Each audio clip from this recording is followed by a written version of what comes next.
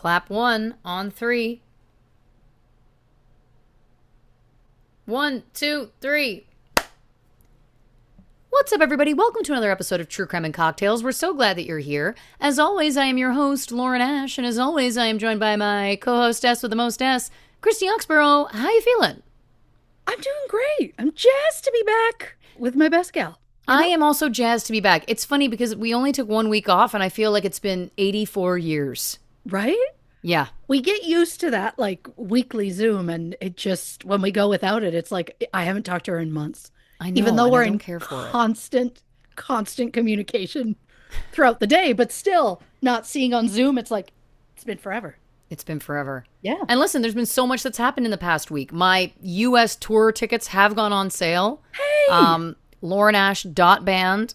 I'm coming to Washington, D.C., Pittsburgh, Philadelphia, New York, Seattle, Portland, Los Angeles.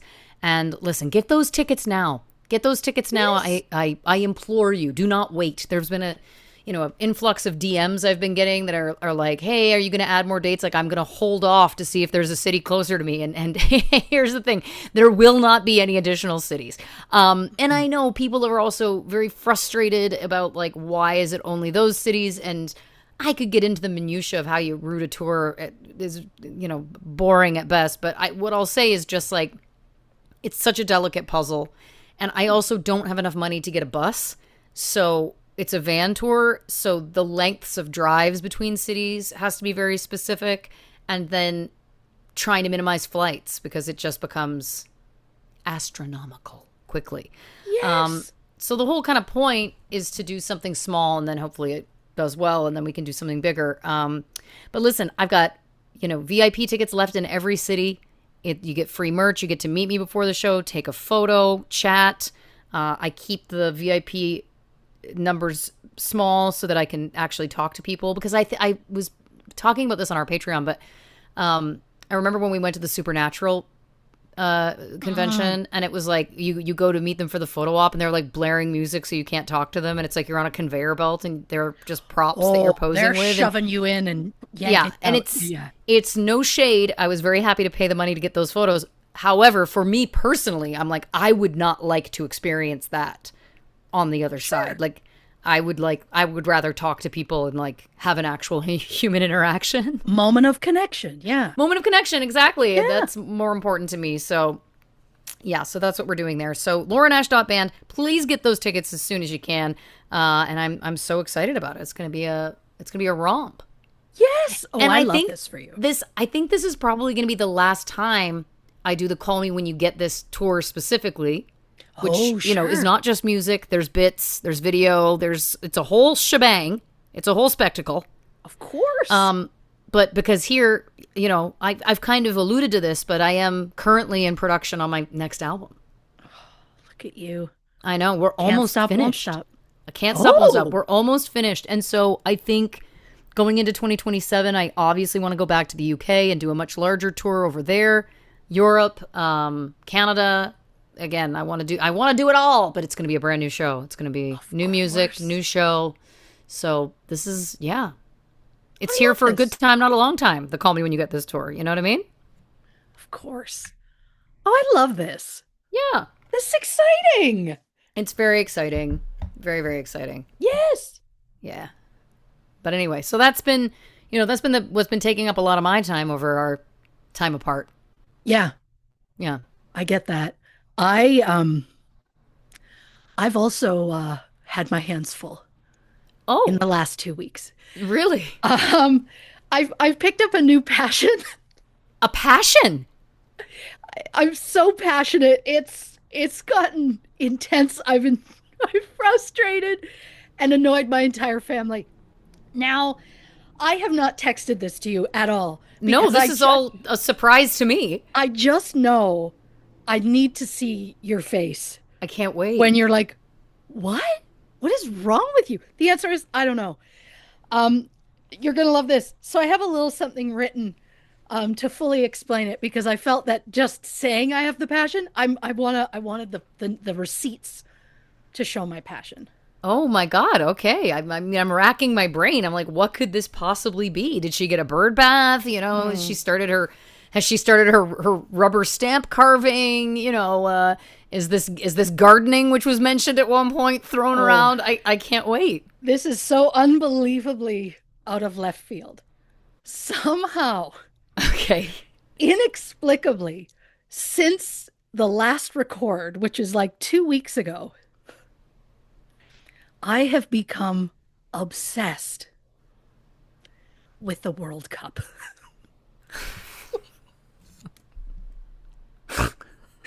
Yeah. For $1 million, Yeah.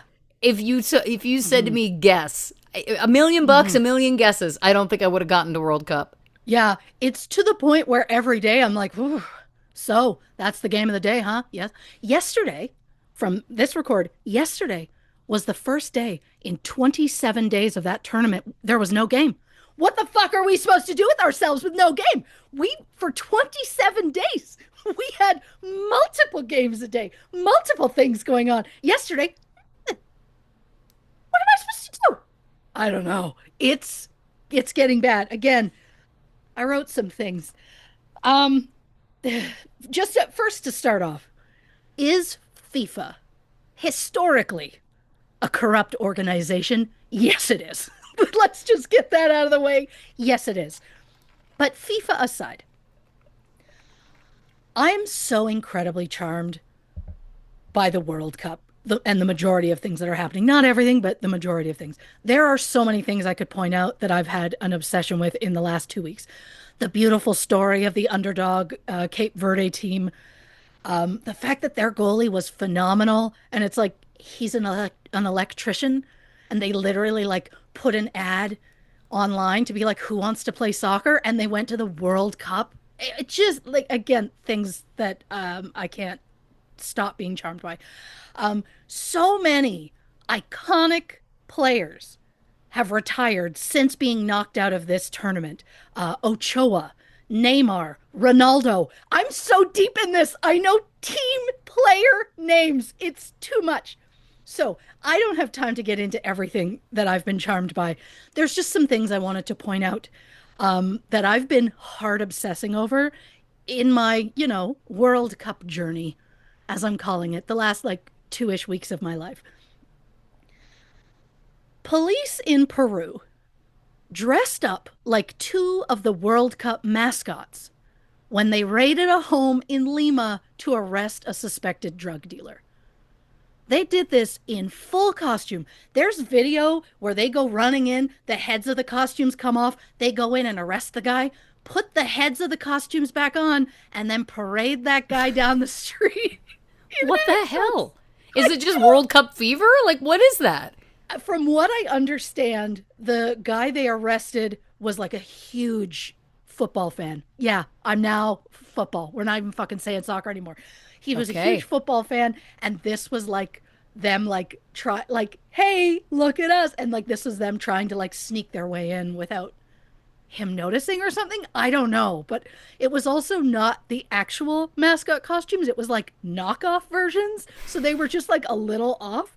It's I think I have to post the photo where you see them in their like kind of janky costume with the police badge hanging out and the guy in handcuffs. Like, I think I'm gonna have to post that photo because what the fuck is going on? There's been so much drama, and I'm sure there's maybe always drama in the World Cup, and I've just never paid attention. Um, then there's that whole thing about the red card for the U.S. team. I Right. don't. I assume you've heard part of it. Yes. But basically, one of the US players was given a red card. It's for severe penalties. You get the red card, you're immediately out of the game, and then you are suspended and cannot play in the next game. The next game was the US playing against Belgium, who I mentioned their soccer team, specifically the Red Devils, in the Butcher of Mon episode when I was talking about fun things about Belgium. Oh. So, according to insiders, Trump called the president of FIFA and asked him to like let the American player play anyway. It was never said what actually happened, but then the president of FIFA announced they were going to overturn the ruling and let that US player participate in the game. FIFA claims it has nothing to do with Trump. Trump then immediately posts on social media thanking FIFA for doing the right thing. They went against their own rules. It was insanity. We are not even going to get into the fact that the player that Trump wanted to play has birthright citizenship, which is the very thing Trump is trying to abolish. We're going to let that go. But in the end, Belgium was victorious. And to celebrate after the game, the team played YMCA in the locker room, which is kind of iconic and tied with Trump now as his like victory song. And they Right. did his little old man dance like this, and it just made me laugh to know that they were mocking him.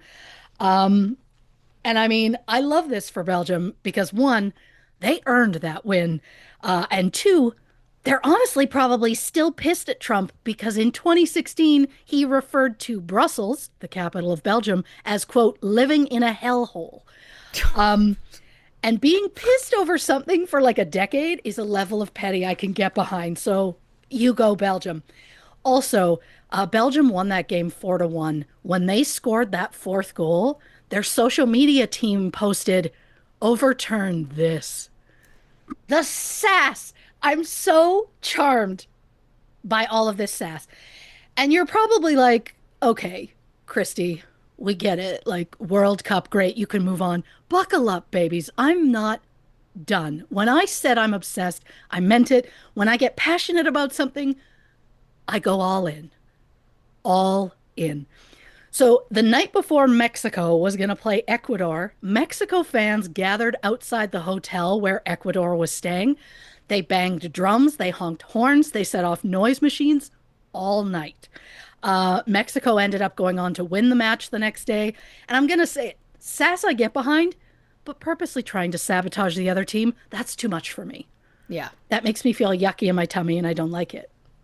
Well, in the next round, Mexico played England. And again, Mexico fans gathered outside the hotel where England was staying. They banged drums, they set off fireworks all night. The Mexico team was already at a huge advantage because the game was being played at their home stadium, which is over 2,000 meters above sea level, which is just insane for athletes to be able to get used to that kind of altitude. So you didn't know what was going to happen. England fucking rallied. They won the game. It was phenomenal to watch. They were the first team to score on Mexico in the tournament. Oh, There was wow. also a moment where their captain, Harry Kane, because I know them now, he had cheered so much and they had him do an interview. His voice was gone, so he could barely talk. So somebody on the internet, bless that person, replaced Harry Kane with Bert from Sesame Street and had him doing the interview. It was one of the funniest things I've ever seen. But while England is celebrating that win on the pitch, I called it a pitch. Oh, boy. One of the players fell over top of a sign and broke his arm. Oh, my God. And that same player received a yellow card during the match for yelling at a referee from the sideline. So just to recap, he gets a yellow card and then had to be stretchered off the field, and he didn't even play in the game. I'm very sad for him for getting hurt, but my God, the World Cup is my favorite show. And look, I am so happy for England and what they have accomplished. Their next game is on Saturday, so it's going to happen before this episode drops. So I know that by the time they hear me say this, it's going to be too late. But I just want to say, England, please do not do to Norway what you did to Mexico, because in the last 2 weeks, I have been fully won over by the Norwegian spirit. Case in point. The headphones are off. Oh, my God. Could I get a hat in time? No. Did I have to make this quickly? Yeah. And are you ready? I'm not done.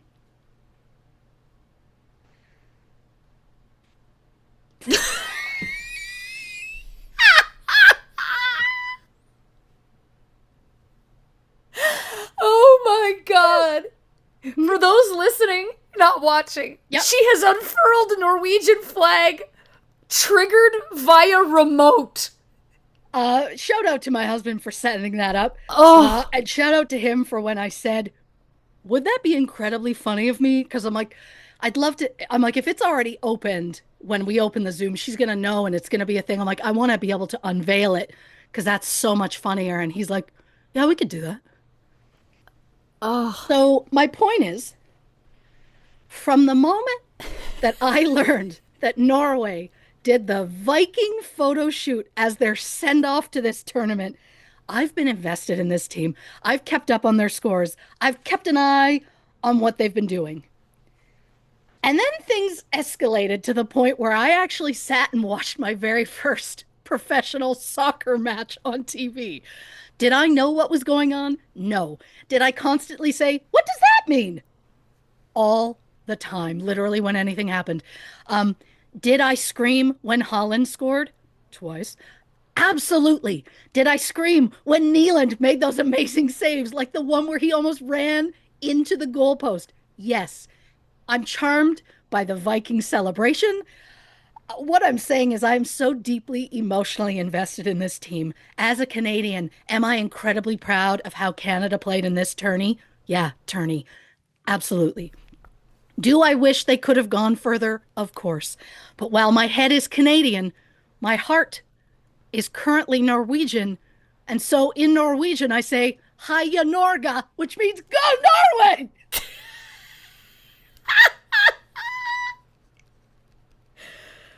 wow.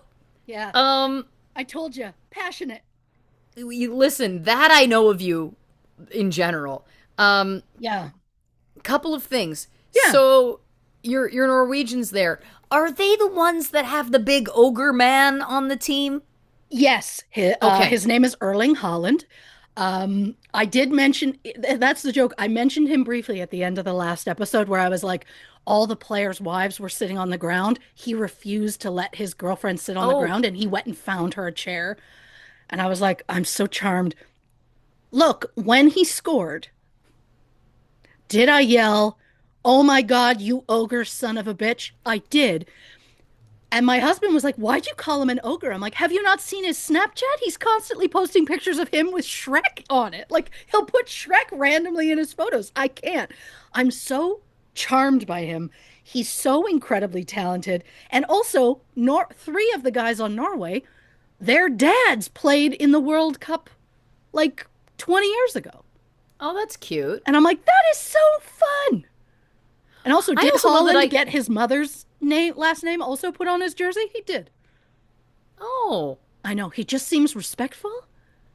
listen, and to be Yeah. clear, I called him an ogre simply from the way he moves. It was not. I didn't know that Oh, he had a yeah. Shrek thing, but he He moves, and I he mean it as a does. compliment. It's not what I would describe as a human's movement. You know? No, there's something like his spine almost gets down and like his Yeah, facial features are very cartoon ogre for yeah. sure. I will also say Blanche is not involved in this. If I dig deep, I'm sure Blanche can find something. But right now, this is not Blanche. Blanche has taken a nap. Blanche has taken the last 2 weeks off. Blanche isn't involved in any of this. Not right now. No. Not Holland, any of here's it. the thing. Holland, um, I guess one might say I'm attracted to him spiritually because he just seems like a decent person. But like physically, no, not really. Is Again, Blanche if I look closely at the rosters, I'm sure I'll find somebody. But right now, this is just all about sport. is Blanche in menopause? Like I this is shock. This is I'm as shocked about this Blanche update as I am about the whole update itself. Here's the thing. Again, I'm sure there's somebody, but for some reason, it's just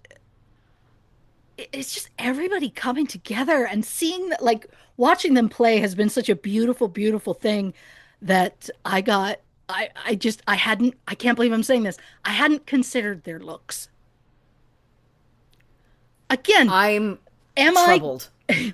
am I signing up for TSN just so I can watch their next game because I was able to watch it on a different TSN account that is running out today. Yeah, I'm literally signing up for it just so I can watch them play. I'm ready to go every single day. I'm like, hey kids, what's the game of the day? Today, I was like, ooh, Morocco, France. Who's ready for that? We gonna see if Mbappe is gonna get a goal? Like, what the fuck? What is this? I don't have time for this. I don't have time for another sport, but this is bigger than me. I can't stop. I mean, you've made a Norwegian visor and purchased a Norwegian flag. Like, yeah, you're in it, man. Oh, the flag arrived so quickly. It's also just because I wasn't able to find I really wanted like a sweatshirt or something Uh-huh. with Norway on it, but because they're like killing the game and charming so many people, those are not easy to find. So I was like, well, I want the flag partially for the comedy. And because Oh, of course. you think Of I'm not course. gonna have that wrapped around me on Saturday when I'm watching that game, get out. The hat, I was like, I couldn't find one anywhere. And then I was shopping and I found this red visor and I was like, maybe I'll just paint a logo on. And then I was like, I don't have time for that. So I bought a patch and I did not have time to fully secure it. So it is currently taped, but I will secure it when I have the time. I'm gonna sew this thing on. I I have no words. I could not love this more. Again, if you gave me a million Yeah, guesses, I don't think I would have gone to World Cup. And correct. moreover, I Yeah, don't think that I would have gone to World Cup that wasn't at least partially fueled by Blanche. Like this is correct. it's nuts. Oh, I'm sure that like the Viking team, there's gotta be somebody on that. But you haven't noticed. And so that's Well, it's tough because I spent, and I mean, I'm not saying like Nealand is an attractive gentleman. He doesn't do it for me. Um, but I spent all my time watching. I spent the whole time he's on the pitch watching Holland move around, and then when we're looking at our goalie, I'm watching Nealand. Sometimes I was watching Odegaard, but I just don't know that he's for me either. There's got to be somebody, I'm sure. Bob isn't my style either. Again, actually, there is one. I think there's somebody with the last name Berg. He might be one that I was okay with. That I was like, oh, maybe. Blanche is not dead or in a she's coma. hibernating. She's just chilling. She's Yeah. just like, she's got enough blood rushing in her body. I don't need to take the focus. So she's just like, give It's her the just time. I mean, I say this with nothing but love, but it's a Yeah. first. Oh, yeah. And look, again, now that you know, you'll be receiving texts about this, which you're at first you're going to be like, "Oh, that's charming." No. Again, like it's to the point where every day I'm like, "Hey, this." And people are like, "What are you talking about?" "Oh, yeah, I guess." And my youngest has been wearing various sport gear for weeks. Like he's so deep in this. And I got him a sticker book because you can collect all these stickers, but there's so many stickers and it's obscene. And so like yesterday, we sat and we just tore open as many of these things as we could find because we're looking for very specific players. He pulled Nealand from Norway, and I screamed like I was at a Backstreet Boys concert. I lost my mind. And he was just like, cool. Because that wasn't that's not his team, but he's fine with it. Well, listen, I love that you've gone all in. I love that this has Yeah. led to a bonding experience for you and a child. I think that this is Yeah. all wonderful, and this dovetails into something we have to address Sure. before we get into the case, which is, of course, I've been seeing this posted a lot of places. I have not fact checked it, but from what I can Okay. tell, Canada is going to be competing in Eurovision. Yeah. Oh, wow! Here's the thing, and I know I love Eurovision so much. Um, uh, do I think all of the countries that currently compete should? No. But I've had a lot of people tag me and a lot of people who are like, great news, Canada's in. The idea that I can vote, please. Yes. The idea that they'll make it easier for me to possibly view it, great. Because the lengths, the technological hoops with which my husband has to jump through so that I can watch this right now, it gets crazy. But the make it easier for that, make me allowed to vote. Great, love those things. I just don't know if if Canada should be there. I don't know. Maybe they'll surprise me, but Eurovision just there's a level of things that happen there that I'm like, I just don't know if Canada can bring that. Well, challenge thrown, Right? gauntlet thrown. Right? Because there's a delight, and I say this with all love because you know how much I love it. There is a delightful level of kook Yeah. that comes out on that stage. And I just don't know if Canada's really ready to, like, this isn't a Canadian American Idol situation. This is like, if somebody's going to be partially nude on that stage, we're not surprised. Right. We had someone practically humping a 8 foot tall microphone once. Like, there's just so many things. I think she was Denmark. I could be wrong. Doesn't matter. The point is, I just don't know if Canada's going to be ready for it. Well, again, I hear challenge. Oh yeah, and look, I'll be interested to see how they do, and I'm hoping for the best. And they're gonna have to learn. Sometimes you get zero from the audience, and it stings. And they hold the camera on your face while they tell you you get zero. It Yeah. doesn't mean you got 0 points. It just means you didn't get enough to get a certain thing. It's fine. I'll be interested to see it. I'm just more excited that they're going to make it easier for me to watch it Yeah. and to That's let a me bonus. vote Yeah. because I would like Well, to what vote. I'm hearing is you will not be cheering for Canada necessarily. You will cheer for the song that you think is the best. Yes. Yeah. Oh, yeah. I'm going to go for, I'm going to, how am I saying it this way? I'm going to go for the talent, not the country. Well, Whereas Olympics, then it's all about the country, and I want my country to do well, yes. or mostly just the ladies. I like watching when it comes to sports, or like specifically Olympics, I like watching the women's events. And then I'm just cheering all the women on, and that's just a beautiful thing to see. Well, listen, today I saw on Instagram that there is a American women's baseball league that is starting. Hey, How oh, about that? Like a pro league. that's Can't wait. lovely. Better up, hear that call. Now, how many teams are they starting with? I think only 4, Mm-hmm. like old school, like the beginnings of baseball. I could be wrong, Fair. but yeah, I'm very excited. I'm like, let's go. Although some of the team names was like the Los Angeles Queens. Come on, That's not real. I believe it is. The Queens? Yeah, Oh no. just make it angry animals. Like I don't think we need to do anything other than angry animals ever. Yeah, like I just Yes, it is the Los Angeles Queens. Yeah. oh, okay. Okay. They were named after the groundbreaking Lizzie Murphy, aka Queen of the Diamond. I would almost rather be called the Lizzies, Yeah, I don't disagree with that.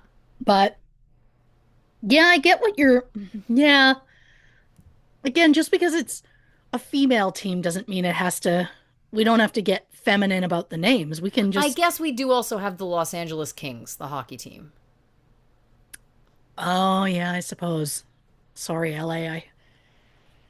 I forgot you were a thing, but shout out Scott Lawton. He's not listening. He didn't magically start listening to the show now that he's moved to a different place.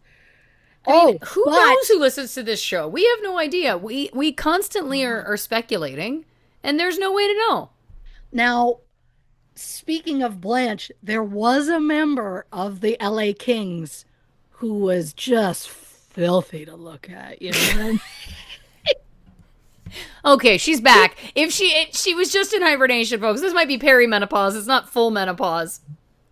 No, the thing is, I don't want to say the name. Oh, I can't use that Google window because that's my World Cup window that I refresh every day. It's a problem. Um, Now I'm just like, is that who I'm? Yeah, that's who I'm thinking of.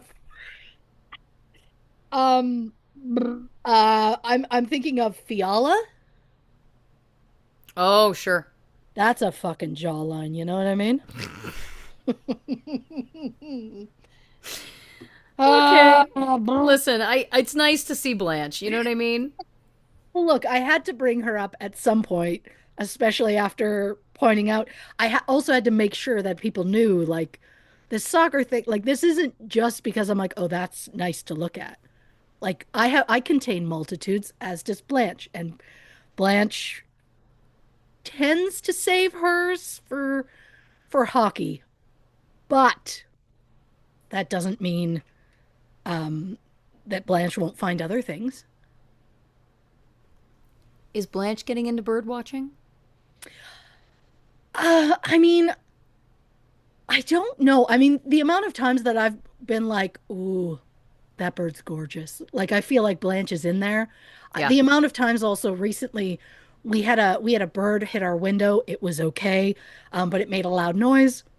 And my husband and I went out there to see what was up, and the bird kind of sat there stunned for a minute, and then it flew off. And I did say the line to my husband, "Ooh, common grackle."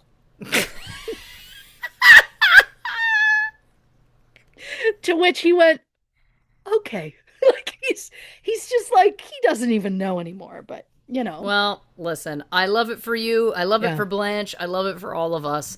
And Yeah. you know, in the spirit of who knows who's listening, I just want you to know that I was going to message you this earlier in the week and then I didn't, so I'm going to say it now real quick. I Mhm. noticed some posters have gone up in Hollywood. They're bringing back Phantom. Phantom of the Opera is coming back. And I looked at the poster and earnestly to myself thought, I'd like Colin Farrell to take me to see that. Because remember, I was talking about how I was like, I think I could date Colin Farrell. Mhm. Mhm. And then I went, you have Blanche. Do I just have some delusional alter ego inside of me that's just like, I should put it out there that I'd enjoy Colin Farrell to take me to see that program. That program. Yeah. Oh, he'd be lucky to do it. Listen, He'd be lucky to do it. I just like the idea that, you put out into the universe, not just I'd like to go see that. It was I'd like Colin Farrell to take me to that. yeah. I like that a lot. Shoot for the moon. You'll land amongst the stars, That makes baby. sense. I'm What also you like, should I take the hat off to do the rest of the show? It just I feels, assumed you were leaving it on, but it's I up to kind you. of part of me thought I should, but the show gets dark. So it feels like I'm already gonna have this hanging the whole time. The So I'm whole like, time. the whole time. I think it's lady's choice if you want to remove the Yeah. chapeau. I think I'll do this for now. Yeah. There it goes. There we go. It's Yeah. not far, but I feel weird about it when we get into discussing as many dark things as we did. Also Well, very quickly, I just want to say, I met a member of the True Crew in the wild. oh, So I just want to shout out to Dixie. Um, is she surprised that she ran into me in a candy aisle at a store? Probably not. But it was lovely to meet you. oh, So how wonderful. yeah. How wonderful. Well, listen, what you drinking over there? Again, I don't even know what's going on with me, but I'm drinking a cream soda, A cream. like a Slurpee, but it's a cream soda. Right. And I know that that's strange, but Well, it's my I also second think that Slurpee of the day. you may So, want to consider 5150ing me because I went to McDonald's and didn't get a Diet Coke because, and I quote, I have cans at home. I don't know, man. I don't know. Listen, Mercury's in retrograde and clearly it's affecting us both. Let's get into it. We're talking, of course, the juggernaut documentary from Netflix, Maternal Instinct. If you haven't seen it, have no fear. I'm going to get you up to speed right now. In October 2020, a Texas state trooper pulled over a vehicle for driving erratically. He was then shocked to discover that the driver was a woman named Taylor Parker, who was holding a newborn baby in her lap. Taylor claimed that she had just given birth and that her baby wasn't breathing. Taylor and the baby were rushed to the hospital where doctors confirmed that Taylor had not recently given birth and that the baby was not hers. But even after the police got involved, Taylor still claimed that she had done nothing wrong. So what exactly did Taylor Parker do? Where did she get the baby? And do we believe that there is any planet on which Taylor is innocent? Christy Oxborrow investigates. I am going to get mad in this.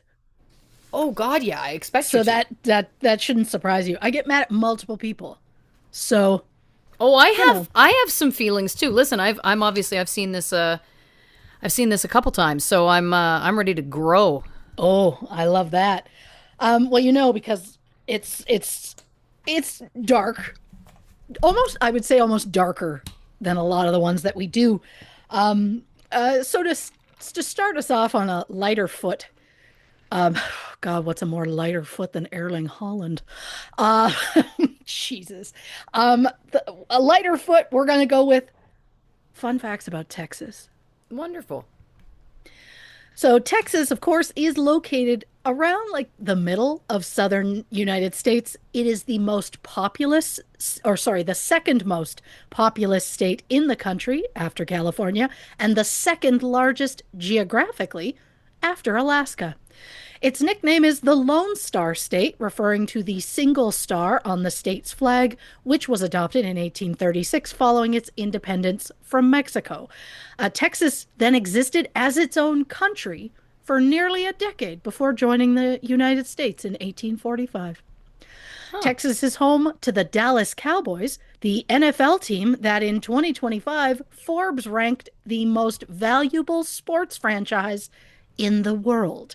At the time, the team was said to be valued at $13 billion. Jesus. The Houston Texans, who are a second NFL team based in the state, sit on that list at number 12 with an estimated value of $7.4 billion. Further proving how seriously Texas takes football, Texas is also home to the top two most valuable college football programs, with the Texas Longhorns being valued at over $2 billion and Texas A&M roughly $1.59 billion. The common phrase, "don't mess with Texas," originated in a 1986 anti-littering campaign. I did not know that. No. Another common saying, "everything is bigger in Texas," is believed to stem from the fact that Texas was the largest state in the country until 1959, when Alaska was officially made a U.S. state. From 2014 to 2017, the Alamo Drafthouse in Austin, Texas, was home to Caged, an annual 12-hour, 5-film cinematic event celebrating the greatness that is Nicolas Cage. At the final event in 2017, Cage shocked fans by crashing the event, holding a Q&A, and then reciting The Telltale Heart by Edgar Allan Poe. For more on Edgar, check out episode 55. And for more on Nicolas Cage, check out the last 45 episodes. That one was so organic and smooth, it didn't even fully hit me. Oh, I like that. Yeah, that was I great. like that a lot. In the summer months, Bracken Cave in Comal County, Texas, is home to the largest bat colony in the world, with an estimated 20 million bats residing there from March to October every single year for the last thousands of years. In 1992, the cave and 4.7 acres surrounding it were purchased by Bat Conservation International to prevent developers from destroying the area. As of now, the Bracken Cave Preserve now consists of more than 1,400 acres. The Fort Worth Stockyards is home to Billy Bob's Texas, which is the largest honky tonk or country music nightclub in the world. While performing there in 1983, country music artist Merle Haggard bought shots of whiskey for everyone in the crowd, which consisted of 5,095 people. The shots totaled 40 gallons of whiskey and cost Merle $12,737 which earned him the Guinness World Record for largest round of drinks purchased by a single person. Oh my God. I also hope That's a they gave him cool a world discount. record to hold. I wouldn't Right? mind holding that one. Yeah. Well, great news. You just have to spend more than like 12 grand on it, on a Great single round investment. of shots. So, but you have to make sure that the world record people know and are there in advance, I think. Yeah. And Although that they this don't get feels too that they don't get like too they drunk wouldn't. on the shots to like not take down the proper notation. 100%, Yeah. because you want it accurate. Yep. And speaking of world records, Budweiser and the Major League Baseball team, the Texas Rangers, set a Guinness World Record for the largest ever glass of beer. The massive beer stein measured 12 feet tall, held 600 gallons of beer, and was located outside Globe Life Field in Arlington. The record was set just days ago, July 4th, 2026. Wow. Texas is also home to the world's largest belt buckle, which measures 10 feet by 14 feet, and the world's largest book, which measures 7 feet tall and 11 feet wide. The book contains 400 pages and is called I Am Texas. The world's largest Frito pie was created at a Texas state fair in 2012, weighing in at 1,325 pounds. It contained 660 cans of Hormel chili and 580 bags of shredded cheddar cheese. In 1999, the El Paso Diablos Baseball Club created the largest pecan pie, measuring at 50 feet in diameter. Texas is also home to Antonio Romero Montero, who has not one, but 5 Guinness World Records for his massive video game collection. Not only does Antonio hold the record for the largest collections of Xbox items, Sega items, Nintendo items, and PlayStation items, in December 2021, he received the record for the largest video game collection. At the time, his collection included 24,268 games, over 100 gaming consoles, and it's estimated to be worth roughly 2.1 million. He, like, pictures of this man, shelves and shelves everywhere of video games. It's wild. Aurora, Texas is believed to be home to an alien gravesite. What? In April 1897, a newspaper published an account of a spaceship crashing to Earth, which resulted in the death of its pilot. A quote from that article, and while the pilot's remains are badly disfigured, enough of the original has been picked up to show that he was not an inhabitant of this world. Along with the body, papers were found containing unknown hieroglyphics that no one has been able to decipher. The ship was described as being made of unknown metal resembling a mixture of aluminum and silver. Paris, Texas is home to a 65-foot tall replica of the Eiffel Tower. It was built in 1995 and is one of more than 30 replicas around the world. And while it might not be the original and it might not be the tallest, it's definitely the only Eiffel Tower that wears a charming red cowboy hat. I think all statues in Texas should have hats, Absolutely. if I may. I think most statues should have hats in general, but you know.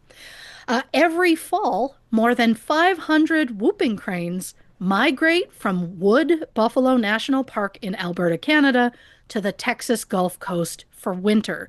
They head back north in March or April. The trip is roughly 2,500 miles. And while the spring migration takes roughly 29 days, the fall migration can take up to 45 days. Things invented in Texas include Dr. Pepper, jalapeno pepper jelly, handheld calculators, ruby red grapefruit, frozen margaritas, Stetson cowboy hats, breast implants, fajitas, Fritos, liquid paper, and Barney the dinosaur. For more information on Barney, check out episode 128, or if you're on Patreon, check out Last Call 78. Companies founded in Texas include, but are not limited to, Whole Foods, Dell Technologies, Texas Instruments, Mary Kay, AT&T, Tito's Handmade Vodka, Chuck E. Cheese, Dave& Buster's, Neiman Marcus, iHeartMedia, ExxonMobil, GameStop, American Airlines, The Container Store, and Six Flags, which is named in reference to the fact that since its inception, Texas has flown the flags of 6 different nations, including Spain, Mexico, France, the Republic of Texas, the Confederate States of America, and the United States.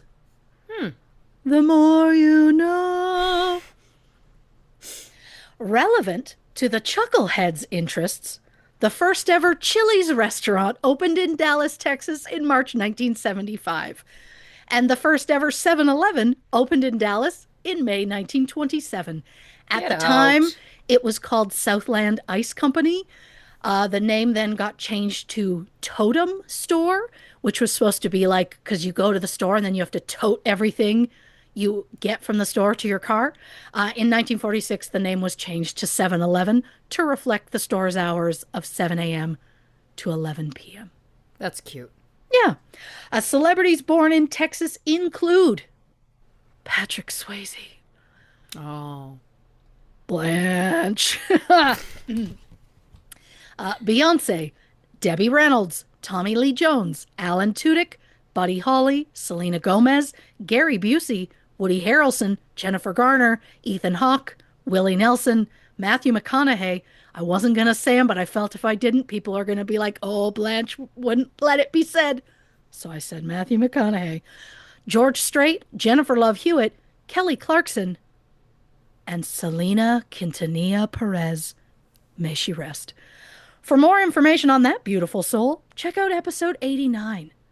That's the third one in just the opener. And then just like that, this is going to get rough. So, Yeah. disclaimer. This episode will contain mentions of infant death, pregnancy loss, suicide, and graphic descriptions of violence. Honestly, parts of this episode are going to be tough to stomach. So trigger warning for those who need it.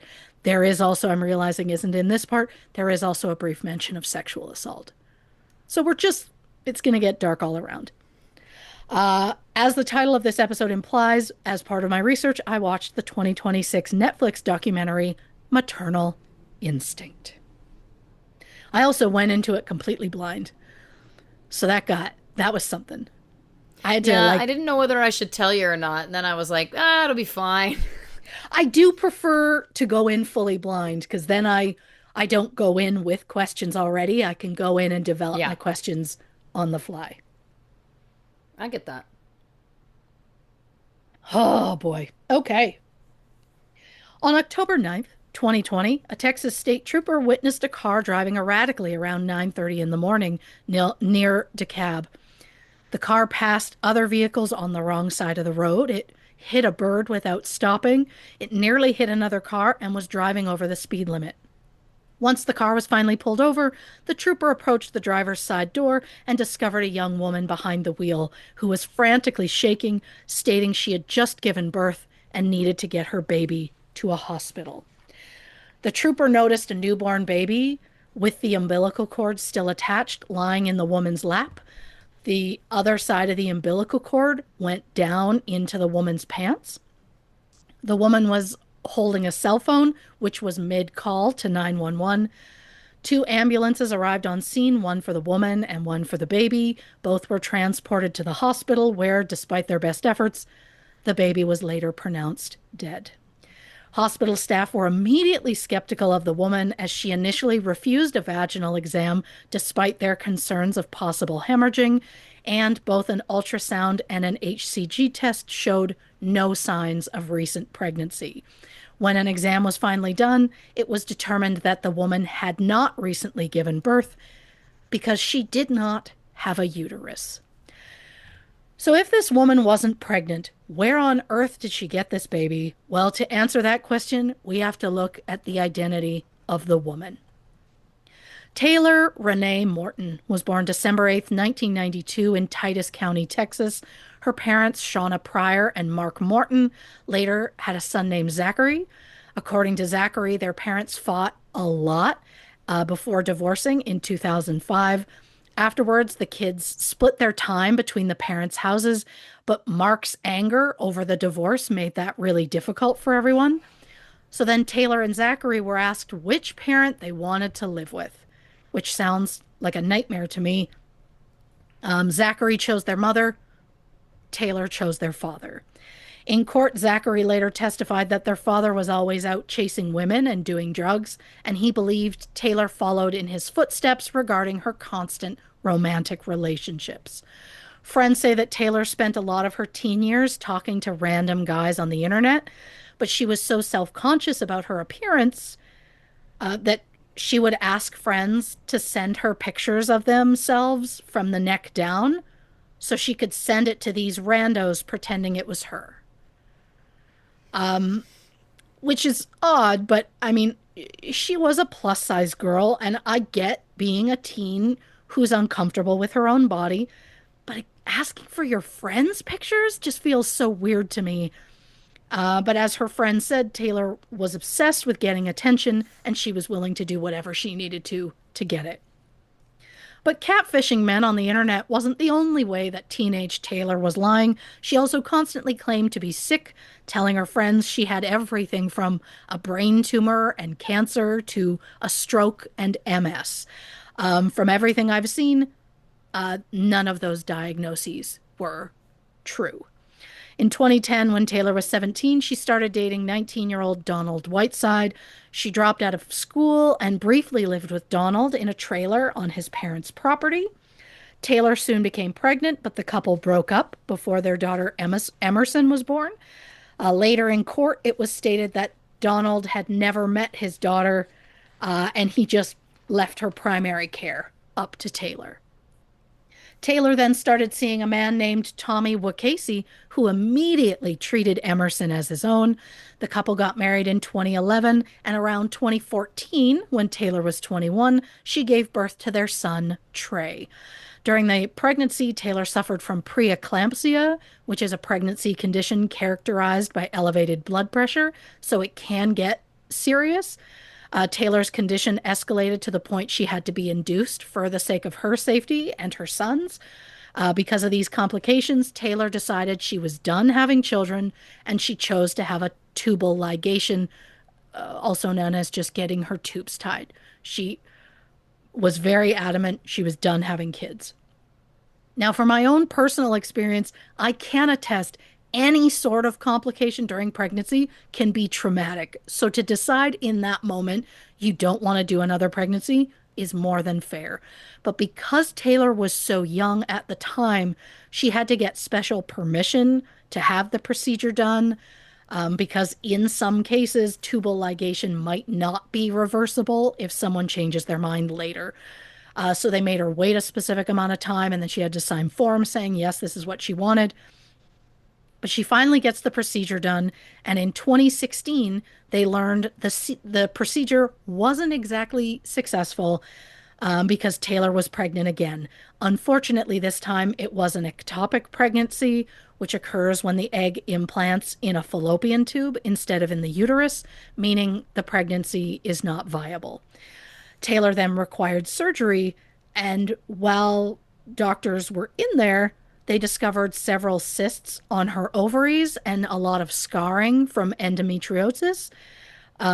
Mid-surgery, doctors concluded the damage was bad enough that they needed to do a full hysterectomy, but Taylor was unconscious, so they asked her husband, Tommy, for consent before proceeding.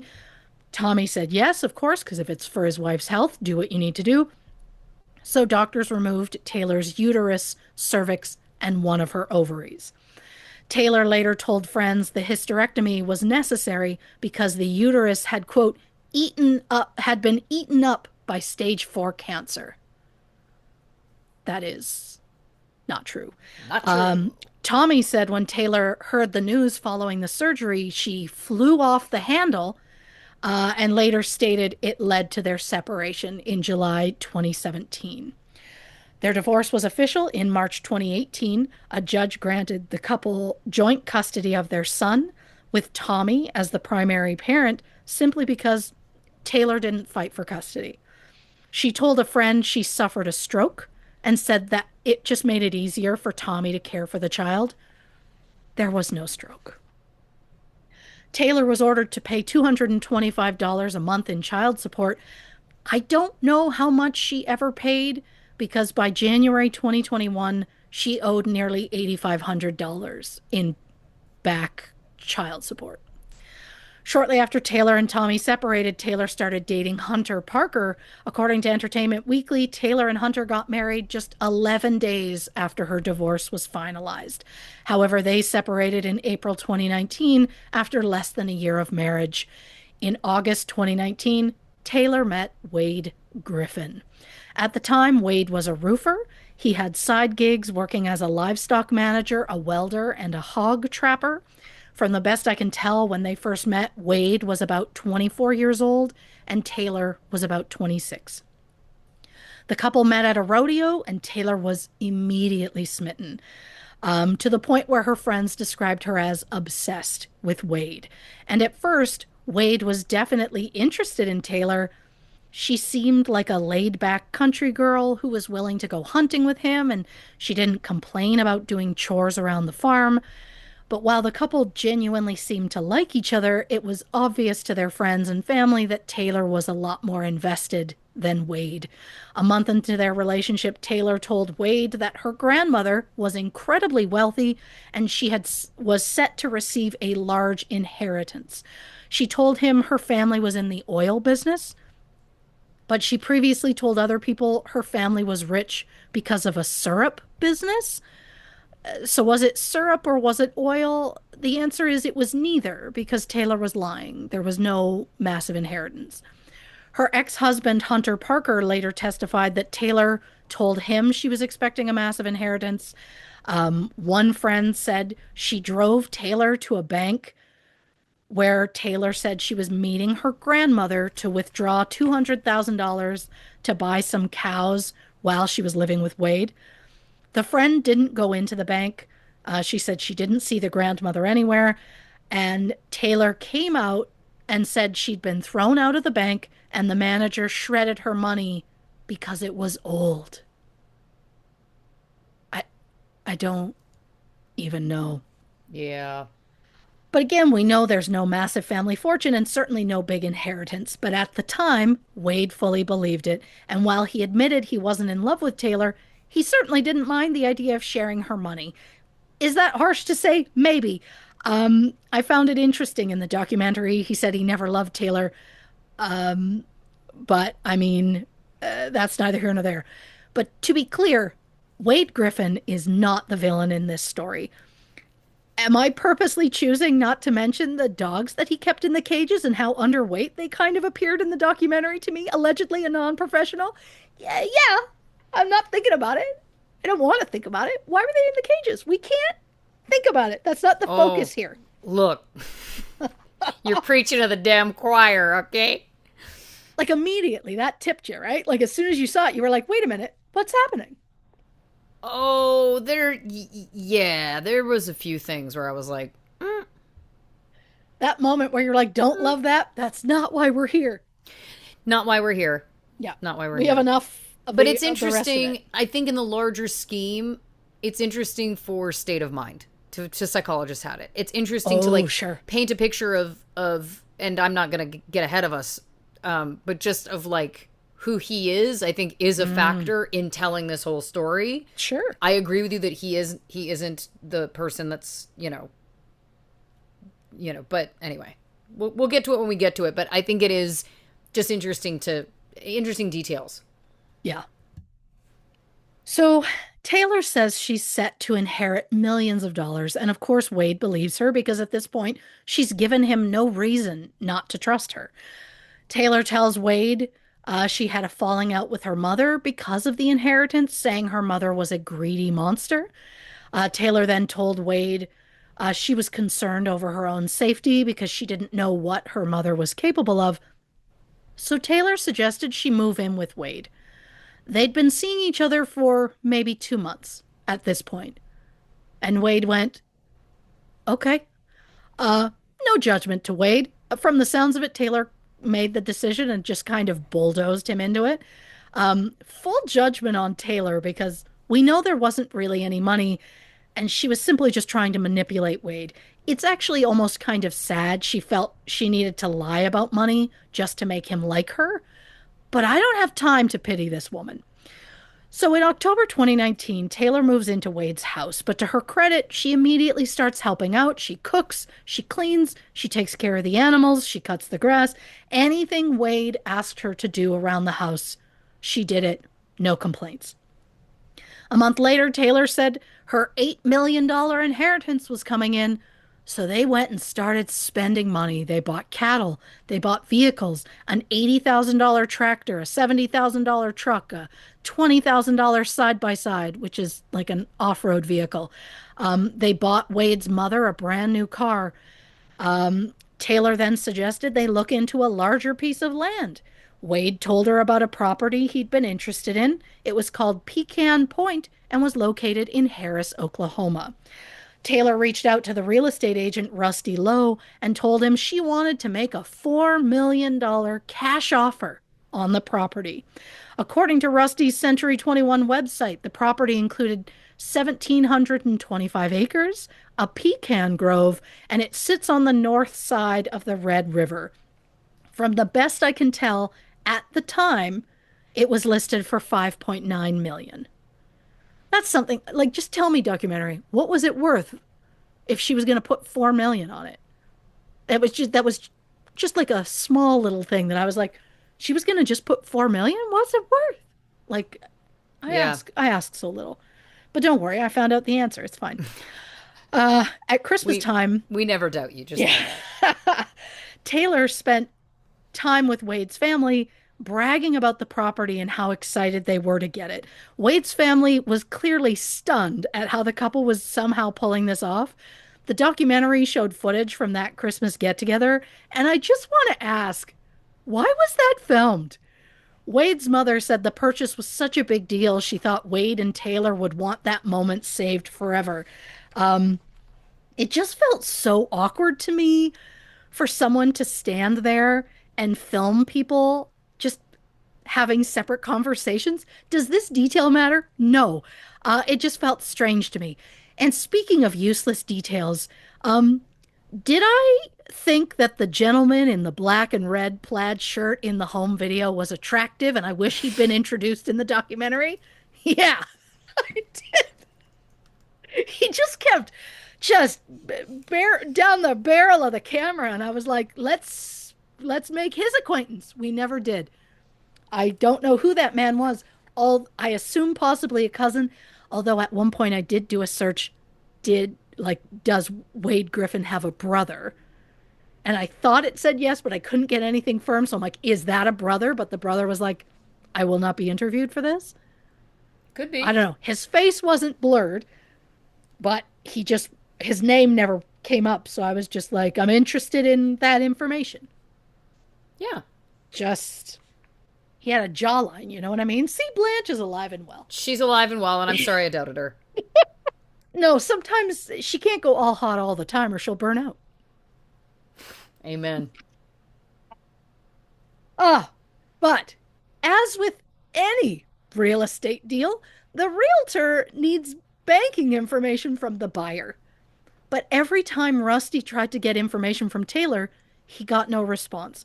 The harder he tried to get Taylor's information, the more aggravated Taylor got. So to get Rusty off her back, even though he was literally doing his job, Taylor's financial representative, Shelley Links, sent Rusty an email reprimanding him for asking too many personal questions and stating that her client's bank information was confidential. So Rusty backed down. Of course, what Rusty didn't know was that Shelley Links wasn't real. She was just one of many aliases that Taylor used to scam people. It's crazy to me that she thought this was going to somehow go her way. She was going to somehow scam herself into getting a nearly $6 million property. I have no idea how she thought that was going to work. I really, really don't. But on Christmas Eve 2019, Taylor signed the offer on the property, even though we all know she didn't have the money to go through with it. At this point, Wade had to have a feeling that money wasn't coming. Taylor had gifted Wade's mother a car. 3 weeks later, it got repossessed for lack of payment.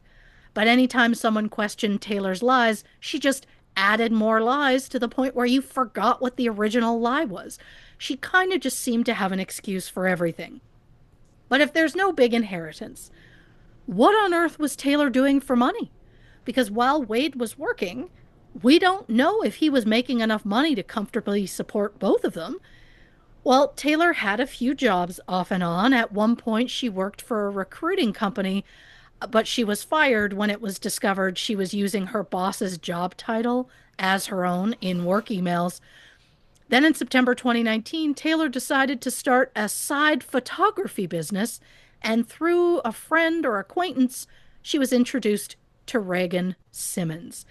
Now, sadly, not much is known about Reagan, but I got really frustrated because the documentary only focused on her being a teen mother and they just wouldn't tell me anything else about her.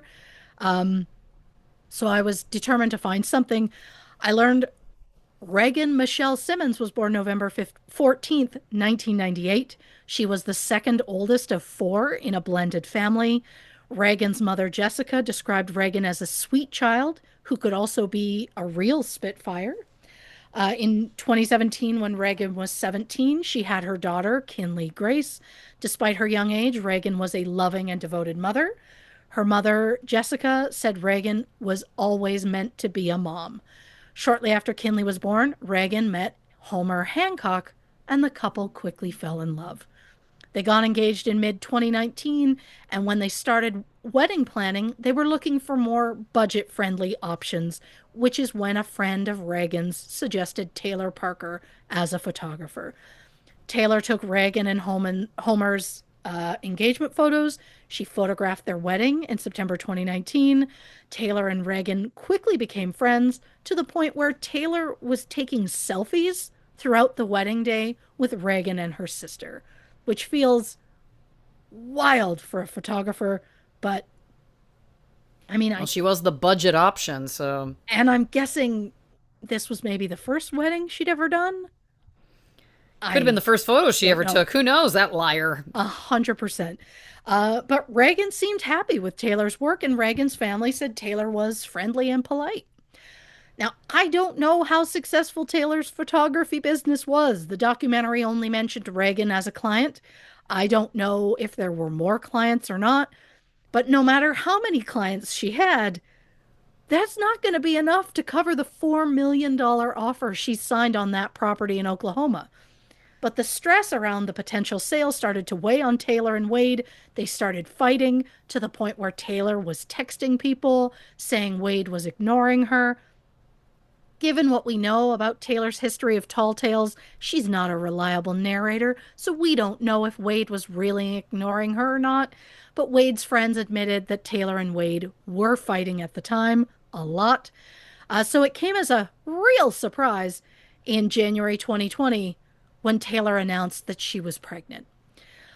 First, she told a friend she believed she was pregnant because she looked in a mirror and her aura had changed.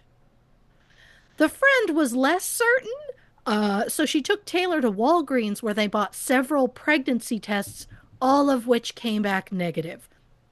But Taylor was adamant she was pregnant and was deeply disappointed that Wade didn't seem very excited. And honestly, I'm not surprised. At this point, the couple had been dating for less than 5 months. So yeah, I bet Wade wasn't exactly jazzed about it. Not to mention the fact that, according to Wade, this was the second time in their relationship that Taylor had said she was pregnant. That's right. Missing from the documentary was Wade's trial testimony, where he said very early into their relationship, Taylor said that she was pregnant. Soon after, she said she suffered a miscarriage. Interesting. Is it possible that based on their experience with that first pregnancy, that Wade was maybe a little gun shy about getting excited about it?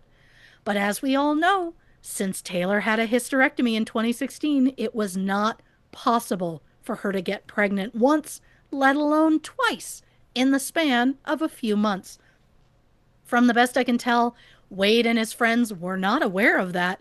But according to court testimony, after Taylor's pregnancy was announced on Facebook, Taylor's ex husband, Tommy Wakasey, contacted Wade and said, "Hey, I'm her ex husband. Just so you know, she physically cannot get pregnant." Wade never outright said he knew that Taylor was lying. I guess he could have just believed that the ex was not telling the truth. But Wade was aware that Taylor had two children already. He said Emerson stayed with them during the week, but they didn't see Trey very often. Taylor's friend Mackenzie said, quote, "When it benefited her to look like a good mother, she looked like a good mother. But when there were no eyes on her, it was the exact opposite." And I don't know what Taylor was like with her children, so I can't speak to that. I do find it fascinating. She desperately wanted to have a baby, even though she wasn't fully caring for either of the children that she already had.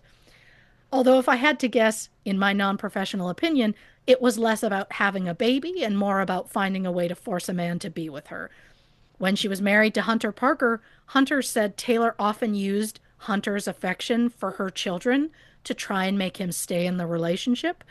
So maybe Taylor thought Wade wasn't into her, and she believed a pregnancy would somehow make him fall in love with her. To be clear, I am not excusing any of Taylor's behavior, including her lies. I'm just trying to get to the why of this entire thing. But before I get to, my God, how did that escalate? I have to ask, why a fake pregnancy? I mean, clearly, just like in childhood, Taylor still loved attention. A month after Taylor announced her pregnancy, she asked Stephanie, who was married to Wade's best friend Cody, to throw a gender reveal party. Again, at this point, no one in the current circle of friends knew the pregnancy wasn't real. So Stephanie agrees. She'll find out what the gender is for the reveal. So Taylor emails Stephanie a copy of her paperwork, which lists her due date as September 22nd and states the baby was a girl. However, eagle-eyed Stephanie noticed on the paperwork it was dated 2016. A reminder, this is 2020. She contacted Taylor, and Taylor said, "Oh, hold on. I'll call the clinic." Within seconds, Taylor called Stephanie back and said the clinic mislabeled hundreds of gender reports, so the dates were written wrong, but all of the gender information in the emails was correct. But Stephanie wasn't buying that. She also didn't like it because there was no official letterhead on the paper. It just literally said Northeast Texas Women's Clinic at the top. So Stephanie called the clinic herself to ask about the paperwork. They told her they absolutely do not send out reports like that. So Stephanie is not buying this. But Wade is her husband's best friend, so she tried to be supportive. Taylor gave Stephanie an ultrasound photo to display at the gender reveal, but Stephanie said it was really faded and appeared to be old. When Stephanie questioned it, Taylor said she kept it in her wallet and the magnet just reacted with the paper. Yeah. She told Stephanie not to worry. She'd already asked the clinic to print her out a new one. Well, how was Taylor going to get a new ultrasound photo if she's not even pregnant? Apparently, you can easily order them online and have them made with whatever name and date you want. Do I think we should be doing more helpful things with technology? I do, but I've got to let this one go. So they have the gender reveal in mid-March. They bring out a small calf that's wearing a bright pink bow to indicate that Taylor and Wade are having a girl. The couple choose the name Clancy Gale. because apparently Wade really likes the name Clancy and Taylor chose Gail for some reason. But Stephanie still wasn't believing that this pregnancy was real. Taylor told her she started having contractions around 8 weeks. So she had to go to a clinic where they gave her a shot to make the contractions stop. The shot to make contractions stop is a thing, but having contractions at 8 weeks feels like a lie. I'm not an expert. So Stephanie calls the clinic to ask about the shot and would they ever give that shot to a woman who is 8 weeks pregnant. The nurse said, and I quote, absolutely not.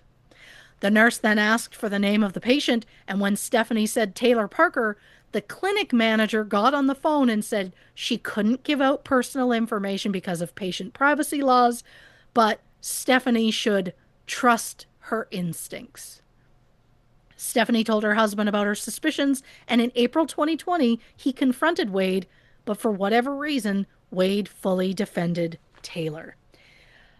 I can't tell if he was still hoping that the money would come through or if he was simply too lazy to take any action. Again, I know I may be sounding harsh, but almost everyone in his life is telling him the pregnancy's not real, including one of Taylor's ex-husbands, and he just went along with it despite apparently not being in love with her.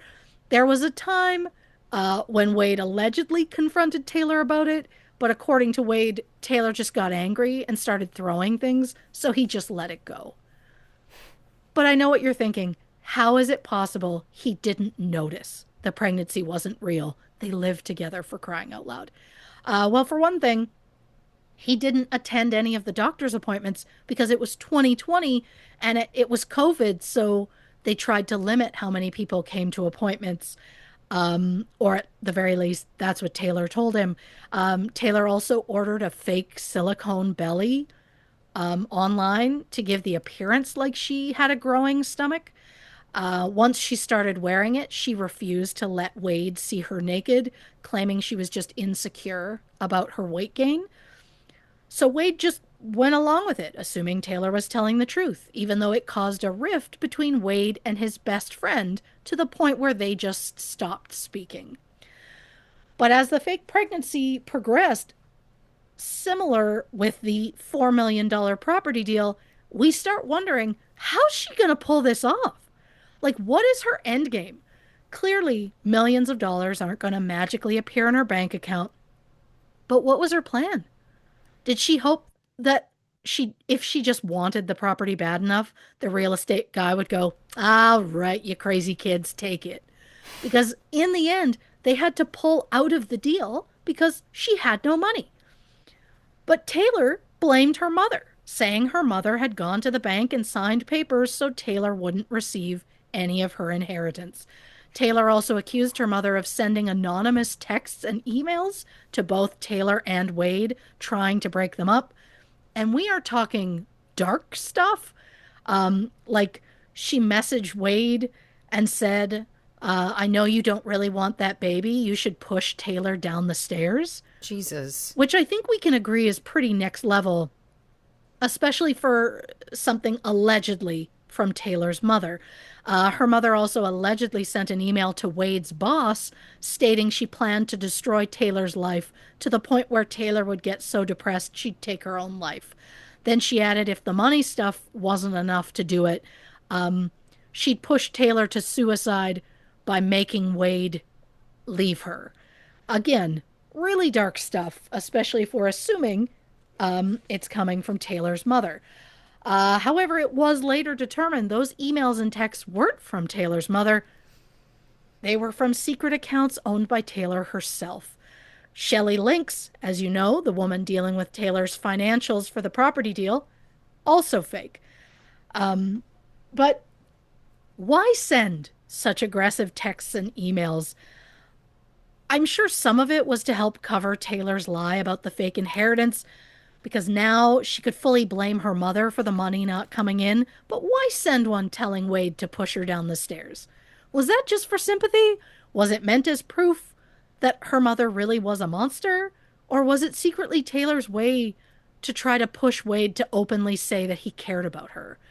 Which, if that's the case, I almost feel sorry for her. She so desperately wants to be loved that she fakes a pregnancy to try and force a man to care about her. Because I think all the lies trace back to Taylor's desperation to be loved. He'll love me if I have money. He'll love me if he thinks my mother is abusive.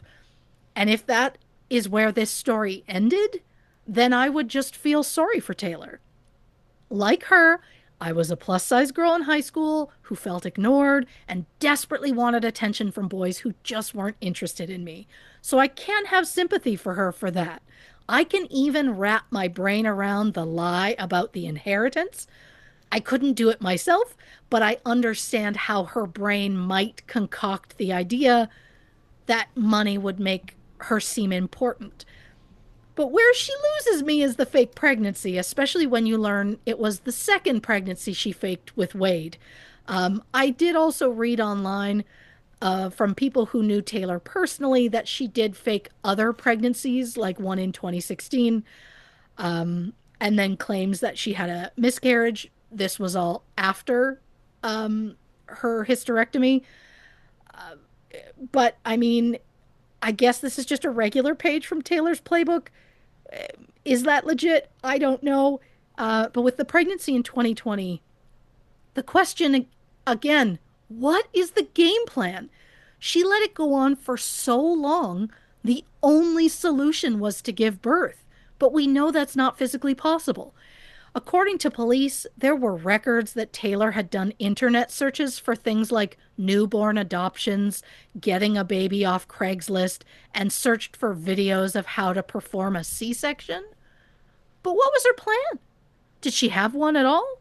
It's almost like she got so much pushback from Wade's friends and family about the pregnancy not being real that she just felt she had to keep extending it in the hopes that she could literally just will a baby into existence.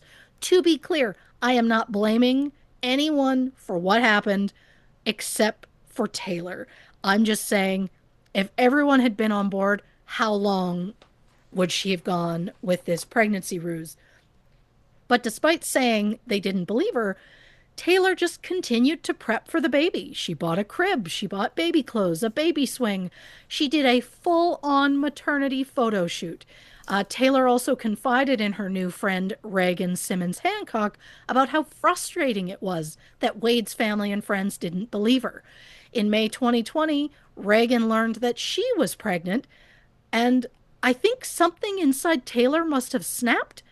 But from the outside, it just seemed like the two women just bonded even more. In September, Taylor's due date came and went with no baby. Taylor told Wade if she didn't go into labor, she'd either be induced or have a C-section at a hospital in Mount Pleasant on October 5th. But on the morning of October 5th, Wade woke early in the morning to discover his house was on fire. Thankfully, he was able to put it out quickly. There wasn't really any damage. But before they could go to the hospital to have the baby as scheduled, the hospital was evacuated after receiving a bomb threat. Taylor blamed her mother for both the bomb threat and the fire, so to avoid her mother, whom Taylor claims had a mole working inside the clinic and knew everything about the pregnancy, Taylor planned to give birth at a hospital in Idabel, Oklahoma, which is roughly 70 miles north of Mount Pleasant. And somehow, even though there just happened to be a fire and a bomb threat on the exact morning Taylor was going to give birth, Wade still didn't go, God, this might not be real. He was just like, God, what are the odds? And maybe he was simply just oblivious. But setting a fire and calling in a bomb threat are just so desperate. But at the same time, maybe Wade just wanted to believe what Taylor was saying was true, because otherwise he lost a lifelong friendship over this. And if suddenly it turns out she was lying the whole time, what did he lose that friendship over? The answer? Nothing. And maybe Taylor chose the hospital in Idabel because the nearest hospital had been put on code pink, which means extra security, because the clinic who knew Taylor's medical history learned about Taylor's pregnancy announcement. They got so concerned They thought she might get desperate enough to try and steal a baby. So she put the local hospital on notice and they were kind of locking things down. So Taylor says she's going to have that baby in Idabel October 9th. Well, the night before, Taylor went to New Boston, Texas to visit her friend Reagan and drop off a baby gift. Then late that night, Wade received a text message from a man that said he was doing, a man that he was doing some sort of hog deal with. As I mentioned earlier, Wade has a side business where he traps wild hogs and then sells them. Apparently, a few weeks earlier, Taylor had gotten into contact with a man who wanted to buy a bunch of these hogs. No specific dates were ever discussed, but the text the text stated the man had people coming to his property to hunt, so he needed the hogs delivered to his place in Wynwood, Oklahoma, ASAP, like as early in the morning as possible. Well, Wynwood is nearly 230 miles northwest of Mount Pleasant, so the drive is going to be like 3.5 hours. Well, Wade said he wanted to go to the hospital with Taylor, but she told him they need the money from this hog deal. So she said, "You go take the hogs, meet me at the hospital when you're done." So on the morning of October 9th, Wade got up around 3:30 or 4 in the morning. He loaded up the hogs, said he would meet Taylor in Idabel as soon as he was done. But when Wade arrived in Wynwood, the man told him he didn't order any hogs. He admitted he had talked to Taylor weeks ago about the possibility, but he said they never made specific plans and he hadn't talked to her in weeks. When Wade showed the man the text message he received, the man said he did not send that. It wasn't his number. It was later revealed that Taylor used her secret cell phone to text Wade to get him out of the area for a chunk of time. And while Wade was gone, Taylor headed to New Boston to the home of Reagan Simmons Hancock. Homer Hancock said it was a normal day. He left for work around 7 a.m. Reagan was at home with their daughter Kinley. An hour or so later, Homer heard that Reagan hadn't arrived at work, so he texted his wife, but the responses seemed strange and unlike her. A neighbor then contacted Homer to say that Homer's dog was found wandering in the street, and the neighbor put the dog in the backyard. Homer tried calling Reagan but got no answer, so around 10, Homer called his mother-in-law, Jessica, and asked her if she had heard from Reagan. She said no, but she said she'd go check on her personally. Since Kinley's daycare was on the way to the house, Jessica stopped in and learned Kinley was never dropped off. So Jessica called her husband, Marcus, who said he would meet her at Reagan's house. When Jessica pulled up to the house, she immediately knew something was wrong because the garage door was open. When she walked into the garage, Jessica immediately noticed streaks of blood, but she assumed it was probably just the dog. So she didn't think anything of it until she saw a bloody shoe print. Jessica rushed into the house where she found Reagan on the floor covered in blood. She called 911, and honestly, hearing Jessica scream for her daughter on that call will haunt me for the rest of my days.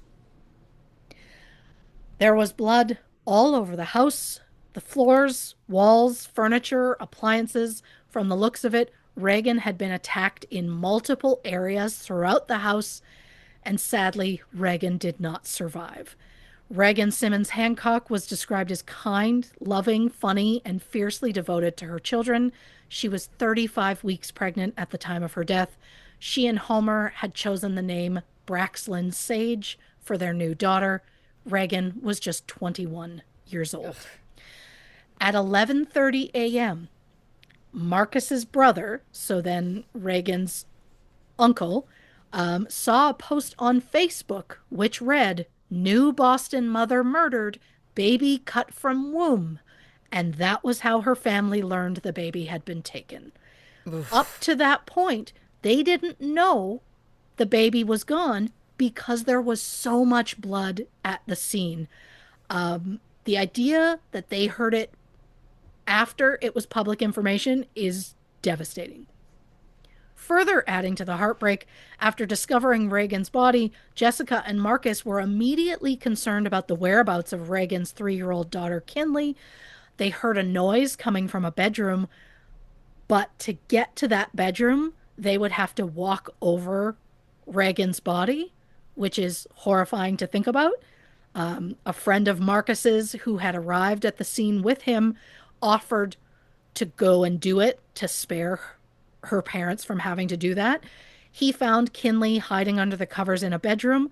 The child was physically unharmed, but it is clear she witnessed at least part of the attack on her mother. As I mentioned earlier, around 9:30 that morning, a state trooper pulled Taylor over for driving erratically when he discovered a newborn in Taylor's lap. Taylor claimed she'd just given birth and begged the trooper to call her husband. Taylor and the baby were taken to the hospital, where despite the best efforts, the baby did not survive. The child was later determined to be Braxlyn Hancock. Taylor was immediately arrested on charges of capital murder and kidnapping. Taylor denied killing Reagan, and at one point during her police interview, she tried to claim Reagan was the one who attacked her. Taylor then claimed, as Reagan lay dying, she asked Taylor to remove the baby so that the baby could survive. Do we believe any of this? We do not. Now, I warned you before. I'm going to warn you again. The details are very graphic and difficult to hear. Reagan suffered 15 stab wounds and 98 incised wounds. A stab wound is deeper than it is wide. An incised wound is wider than it is deep. So we're talking a total of 113 sharp force injuries, as well as 39 lacerations from blunt force trauma to the head and face. She suffered a broken nose, 5 skull fractures, and there was evidence of possible strangulation. It is believed that after attacking Reagan with a hammer, Taylor then performed a crude C-section to remove the baby before cutting the umbilical cord and leaving the house. None of these are the actions of an innocent person. Taylor was interviewed by multiple psychiatrists to ensure she was mentally fit to stand trial. One pointed out Taylor's history of pathological lying and manipulativeness. They said she might suffer from cluster B personality disorders. Another suggested Taylor might suffer from some sort of frontal lobe dysfunction because a scan of Taylor's brain indicated shrinking tissue and abnormal neurological activity in the front portion of her brain.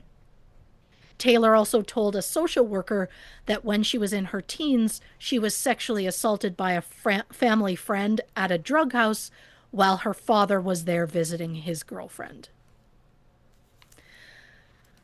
While Taylor has not been officially diagnosed with anything, she was found mentally fit to stand trial. The trial started in September 2022. Taylor pleaded not guilty. She even suggested she might have been framed for Reagan's murder, and that when she came upon the murder scene, she only took the baby to save the baby's life.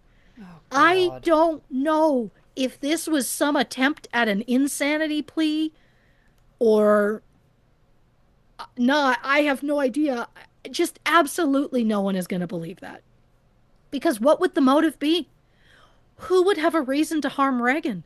And even if it was true that someone else killed her, if Taylor came upon the scene, why didn't she immediately call 911? Well, according to Taylor, she forgot her cell phone was even there until it slid out from under her car seat while she was driving. Sure. But even if that's true, I don't believe it, but let's say it's true. She comes across a scene where a woman has clearly been attacked. You don't scream for help? You don't run to a neighbor's house? You just surgically remove the baby and run? And also, why would she have been there? 100%. She saw her the night before. Right. Yeah. How did she know how to perform a C-section in the first place? I once saw doctors perform a tracheotomy at a corner store on an episode of ER, but that doesn't mean I can perform it safely myself. To me, the fact that she watched YouTube videos on how to do a C section is all the evidence you need to prove this was premeditated. But okay, all of that aside, if we're still trying to believe Taylor's version of events, if she was simply trying to get Braxlin to the hospital to save her, why'd she tell the state trooper that she had just given birth? Why did she stick the umbilical cord down her pants so it looked like her baby? Why was she trying to pass that baby off as her own? Why at no point did she say, my friend has been murdered, this is her baby? Why was Reagan never mentioned at all?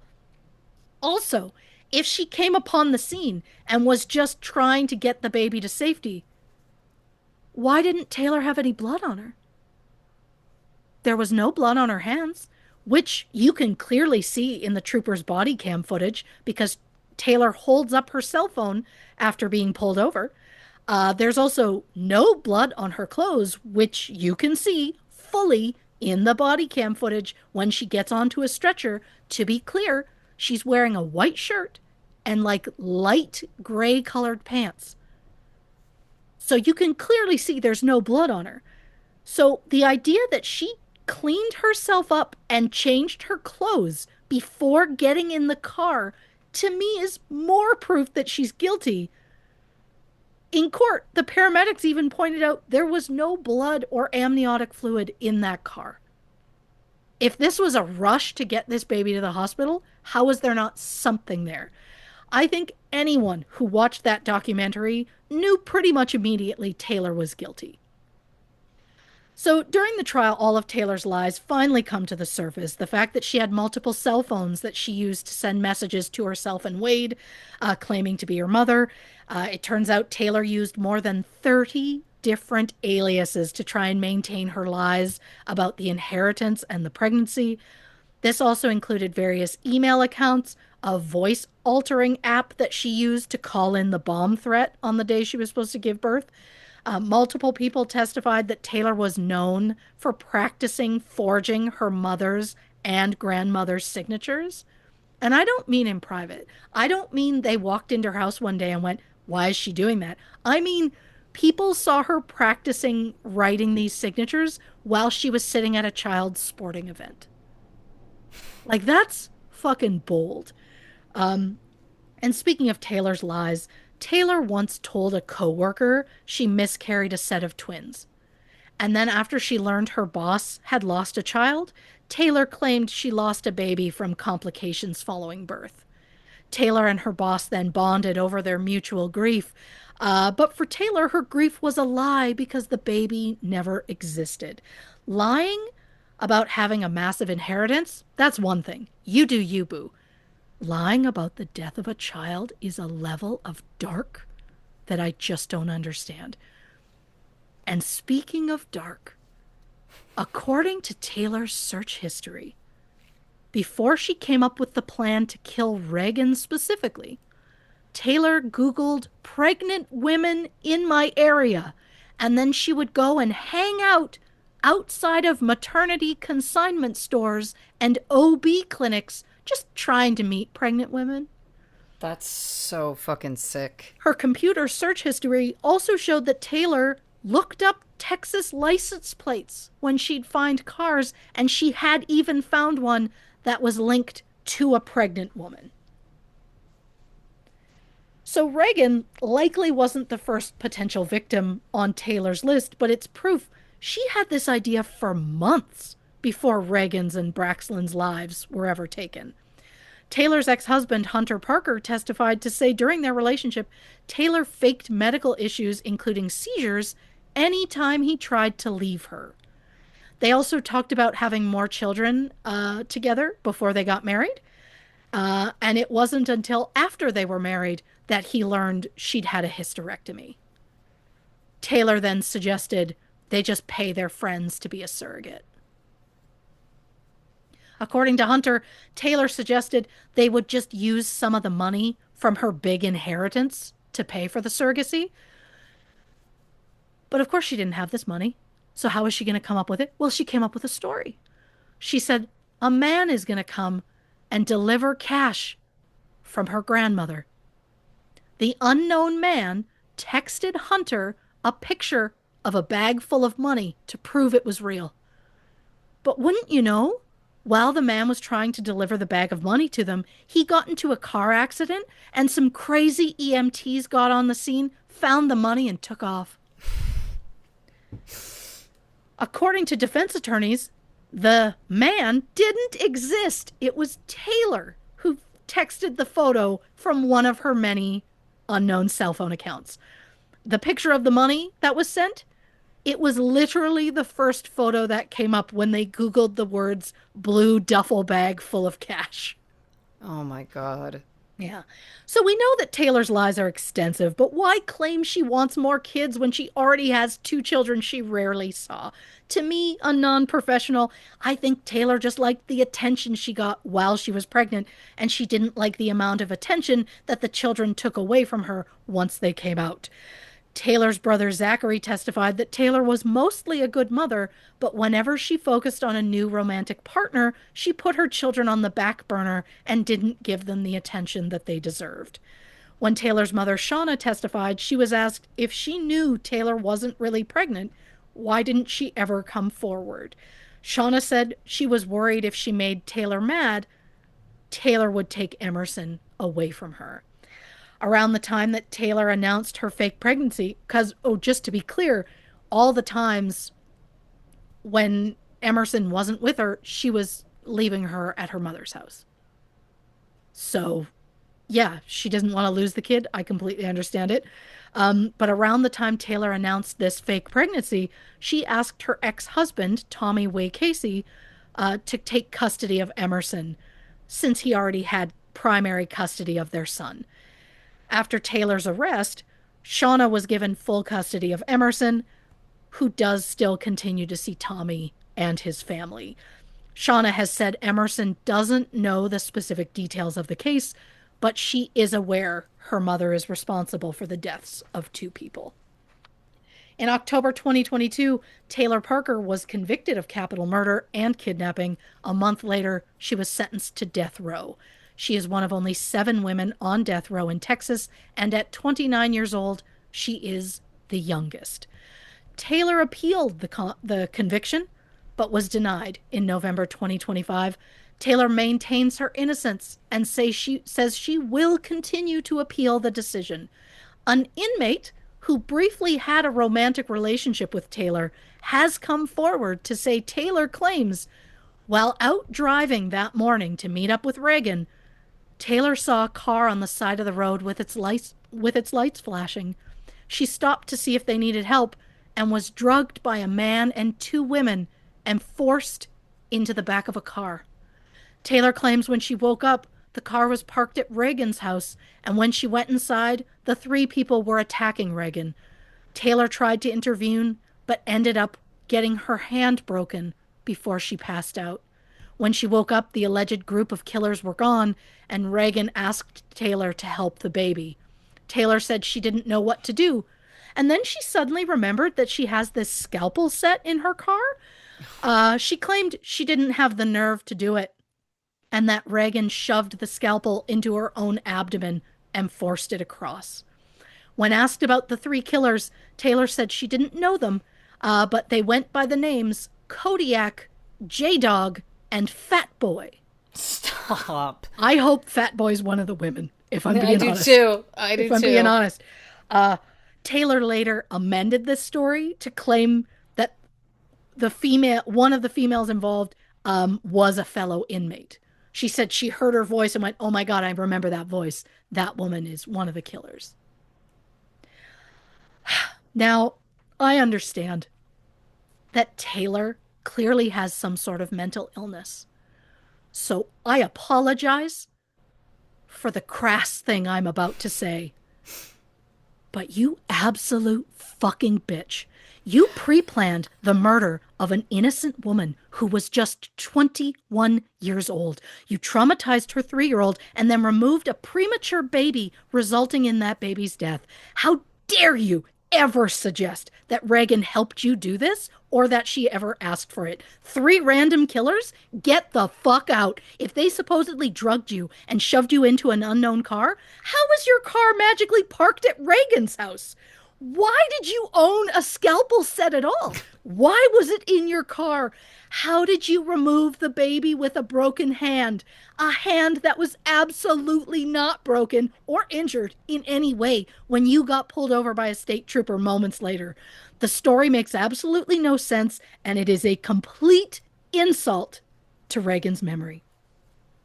I also think the fact that she cleaned herself up and changed her clothes before leaving that scene proves it wasn't just a moment of mania or insanity. It was a cold, calculated murder.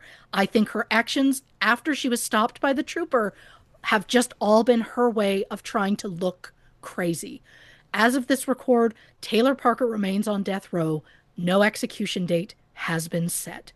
In 2022, Homer Hancock filed a negligence and wrongful death lawsuit against both Taylor Parker and Wade Griffin, stating that it was Taylor's reckless driving that took Braxland's life.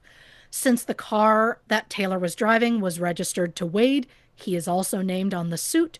As of this record, that lawsuit remains ongoing. From the best I can tell, since the tragic events in 2020, Homer Hancock has since remarried and has a second child. He continues to raise Kinley as his own and still remains close with Reagan's family. Reporting for this absolute horror show, I'm Christy Oxborrow. Well, listen, buckle up, folks, because I got lots to say, so this is going to be a long one. Let's hit the can, grab a drink, and we'll be back to discuss my extreme thoughts on the Maternal Instinct episode of True Crime and Cocktails. On 3. 1, 2, 3. Welcome back to this episode of True Crime and Cocktails. We're, of course, discussing Maternal Instinct. Yeah, listen, here's the thing.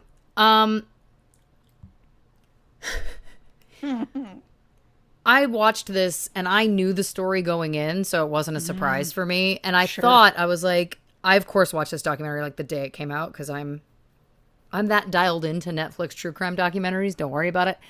And I was like, oh, we should maybe cover this on the show. And then I was like, oh, I don't know. We don't love the child death stuff. I don't know. Yeah. And then it became such a hit that I was like, I feel like we have to do it. And it's obviously one of the grisliest things that, you can think about. Like, they're on so many levels.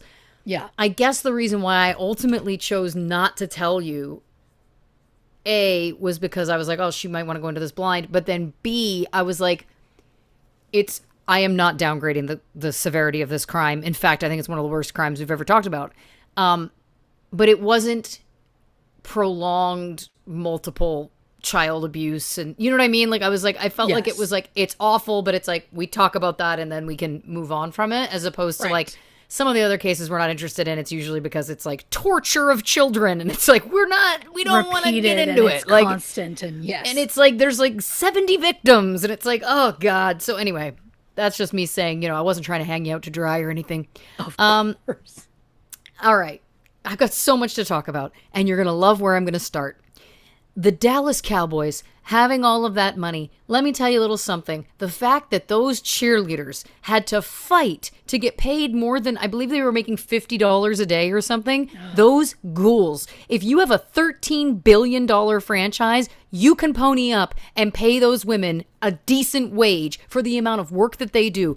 And moreover, if you haven't watched the Dallas Cowboys cheerleaders reality show, which I have seen every second of, and again, I watch it the second it comes out, those women, jokes aside, are fucking athletes. I will go toe-to-toe with anybody who says otherwise, because they also destroy their bodies doing that job.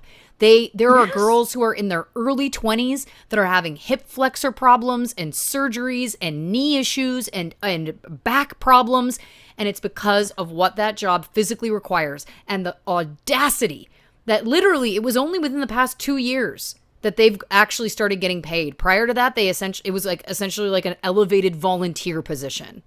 And the fact that they're worth that much money, I think, is disgusting. And should I boycott further viewings of any subsequent seasons of that show based on ethics? Probably. Am I going to? No, because it's great television and at least they're getting paid now. Can I just say the fact that you wanted a cowboy team to pony up was so beautiful, and you Didn't even hear myself. didn't even realize it. Also, 1,000%. Also, no offense. If anyone listening, if they're your team, I'm so sorry for what I'm about to say, but when's the last time they fucking won? Here we go. I'm gonna say it's been a beat. It's been a beat. I don't know that they've won. Did they win in the 90s, maybe? I don't know. I haven't looked it up. The point is, to be worth that much, and what are you probably most known for? Those fucking cheerleaders. Yes. So stand down.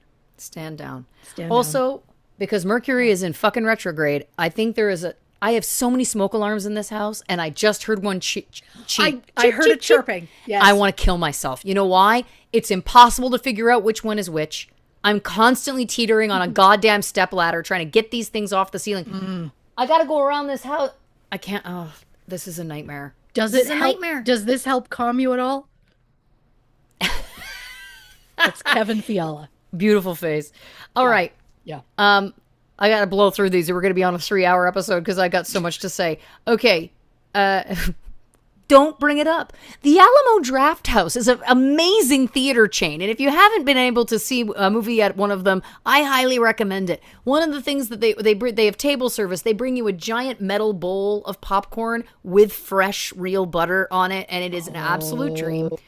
Great to see movies. Fun fact, my final date with my last ex was at an Alamo Drafthouse in downtown LA. I hope he rots.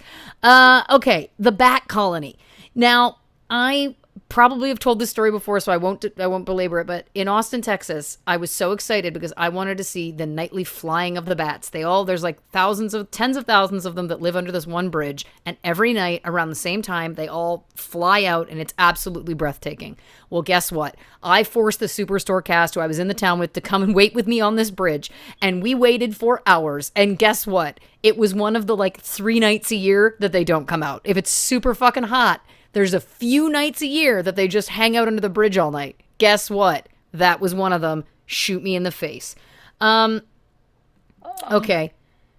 I'm so sorry. You forgot one Texas fun fact. The Texas Rangers are a team that can choke.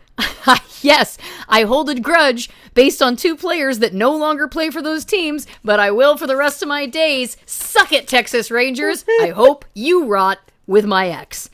Okay. I like the list of rotting so far. Yeah, look, this is the episode that brings it out clearly. So, a detail I didn't know, and maybe they did mention it in the documentary, but I think it's probably a Christy Oxborrow special edition, was that she had tucked the umbilical cord into her pants. I don't remember hearing that in the documentary. I don't believe they mentioned that. That's fucking insane. And you know what I want to say? You fucking dumbass. You didn't want to bring the placenta? Like, there was no way out of this, Taylor. Like, it didn't matter how much you planned. The plan was flawed. Like, there was no way out. And I find that psychology of this fascinating, which I'll get into more in a bit. But, like, where was that going to go, Taylor? Like, she's not stupid. This is the other thing we have to remember. She's quite the contrary. So it's like, you thought, I need to jam this umbilical cord in my pants to make it look plausible, but you didn't go, well, once we get to the hospital and they see there's no placenta and they do a scan and see that I don't have a uterus, the jig is up? Like, it's fascinating to me. Anyway, also, this detail about her brother and her, you really researched the fuck out of this. I got to give you credit because there's so many things that were not in the documentary. The fact that her and her brother were asked which parent to live with, anytime I hear about that, I always am like, it's just such a burden to place on a child's psyche. But anyway, She picked her father. He picked the mom. It sounds like the mom was more stable. And it's interesting to me that she chose the father, especially because you reference like the father's anger and stuff like that. And I think that this is a key in her psychology kind of makeup. Oh, sure. There's a lot going on there. Like, if he is an angry, substance using, kind of not present parent, then yeah, and she chose to be with someone that she was constantly going to have to do things to try and get love from. And so it feels like it's like this was a breeding ground for some of the dysfunction that goes on later. I also think there's other things going on with her. I think it's a bit of a stew of dysfunction, but just pointing that out. It is also interesting that it was my mother's a monster. My mother's doing this bad stuff. My mother, whatever. Never mentioned her father. Well, she has a thing with men. Like she will literally do anything and everything to get and keep a man. Like there's lots going on there. And the fact that she has potential frontal lobe trauma, it's like makes complete sense, because skipping ahead for a second, not to be crass, but like they talk about how surgeons are typically like they fall on the psychopath scale somewhere, because as we know, politicians, there's different jobs where it's like you can be a psychopath and not be a killer, right? Like it's just that you have a certain mindset that allows you to do that job. And like the ability to perform a surgery, like the ability to cut into a person in general, is like not a lot of people would be able to just do it. You know what I mean? Like it's like we need the good psychopaths to do those jobs for us, or the people who have those traits, I should say. Sure. And so again, that's just another piece I'm throwing in, again, the dysfunction stew for a few minutes from now when I get into my take on her. Okay. Here's a detail. When she had the surgery, she got her tubes tied, and then they went in to do another surgery for the ectopic pregnancy, and they were like, oh, she needs to have a hysterectomy. Right. And they were like, well, she's passed out. I'm going to ask her husband. I will say, as a woman who has had multiple surgeries done on my reproductive organs in the country of America, you fill out forms in advance. So yes, I'm sure they also patriarchally went and made sure her husband consented to the hysterectomy, which is also gross on a level of its own. Sure. But she would have had to fill out a form ahead of time and given consent. It's how it works. If the state laws in Texas are completely different than the ones in California, I mean, that's more than possible, but I find it very hard to believe. Like when I got my surgeries on my ovary to have cysts removed, I had to sign a bunch of things that were like, if the ovary is can't be saved or is sick or whatever, do you consent to having it removed? Yes. If they get in there and something goes wrong and whatever, do you consent? Like I had to consent to having a hysterectomy, and we weren't even anywhere near my uterus. I mean, we're close enough, but you know what I'm saying? So I also like this whole thing where it was like he consented to it, and then that was like the beginning of the end of the marriage because she was so mad at him. I don't buy it. And by the way, she's a liar. So yeah, I mean, she had also, the surgeon was like, I already had in her file that she was like, I don't want more children. I want my tubes tied, whatever. And I guess I didn't really think of it as patriarchal for them to ask her husband. I assumed it was just he was next of kin. And so right, like, but there's the debate that it's like okay. it's like when you're if you're a younger woman that's like getting her tubes tied or whatever, your husband has to come in and consent, but it doesn't go the other way. So if a man's getting a vasectomy, they don't have to get the permission of the wife. That's always how it's been explained to me anyway. And it could be different in different places. Again, don't come for me if I'm wrong. Oh, I'm not saying the patriarchal garbage isn't there. I'm just saying I hadn't thought of it. I just assumed because he was next of kin. But it is fascinating to me that it was, well, I'm going to blame him for it. Yeah. It's almost like, I don't want more kids. I'll get my tubes tied, but at least that way, there's still the possibility that I could say someday, oh, it accidentally happened. Or, oh, I am pregnant, because no one would know that I can't physically get pregnant. That piece of all of it is really muddled for me in like trying to come up with a psychological profile on her. I don't know what she got out of tying the tubes, because this is a woman who, in my opinion, sees children as tools to get the things that she wants. The fact that she was able to just immediately walk away from her son and be like, oh, well, like didn't even file for any sort of custody. And, you know, the fact that like she sees her daughter when she wants and then just sends her to her mother the rest of the time. Like, because the way they made it seem in the documentary was that it was like, oh, she doesn't have primary custody of the daughter, and so she's only there part-time. But to hear from you that it's like, oh no, it's just her and her mom. Like that, her dad doesn't have anything to do with that child. Like Oh the yeah, child's she's dad doesn't got have anything to do with her. she had It's like, primary custody of that kid.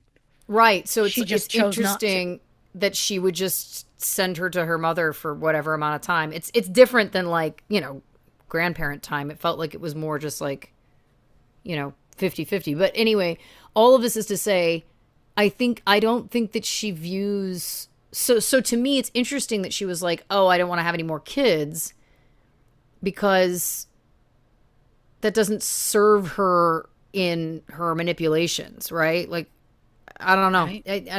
That's an interesting detail of this. And I mean, I think some of this also we'll never be able to understand because I think she is a special case. The fact that she met Wade at a rodeo feels like a cliche, just given everything, of the relationship, etc. It's interesting to me that she was so obsessed with Wade because, it's interesting and it makes complete sense to me because he strikes the way his kind of manner and demeanor and the things that he was saying in the documentary, like he seems very avoidant and very detached. I think that's likely tied to self-worth stuff or self-esteem stuff. I say that with no judgment, but he seemed pretty, he just seemed like kind of has like a detached energy, which may be more pronounced now that he's gone through this whole incident. Don't get me wrong.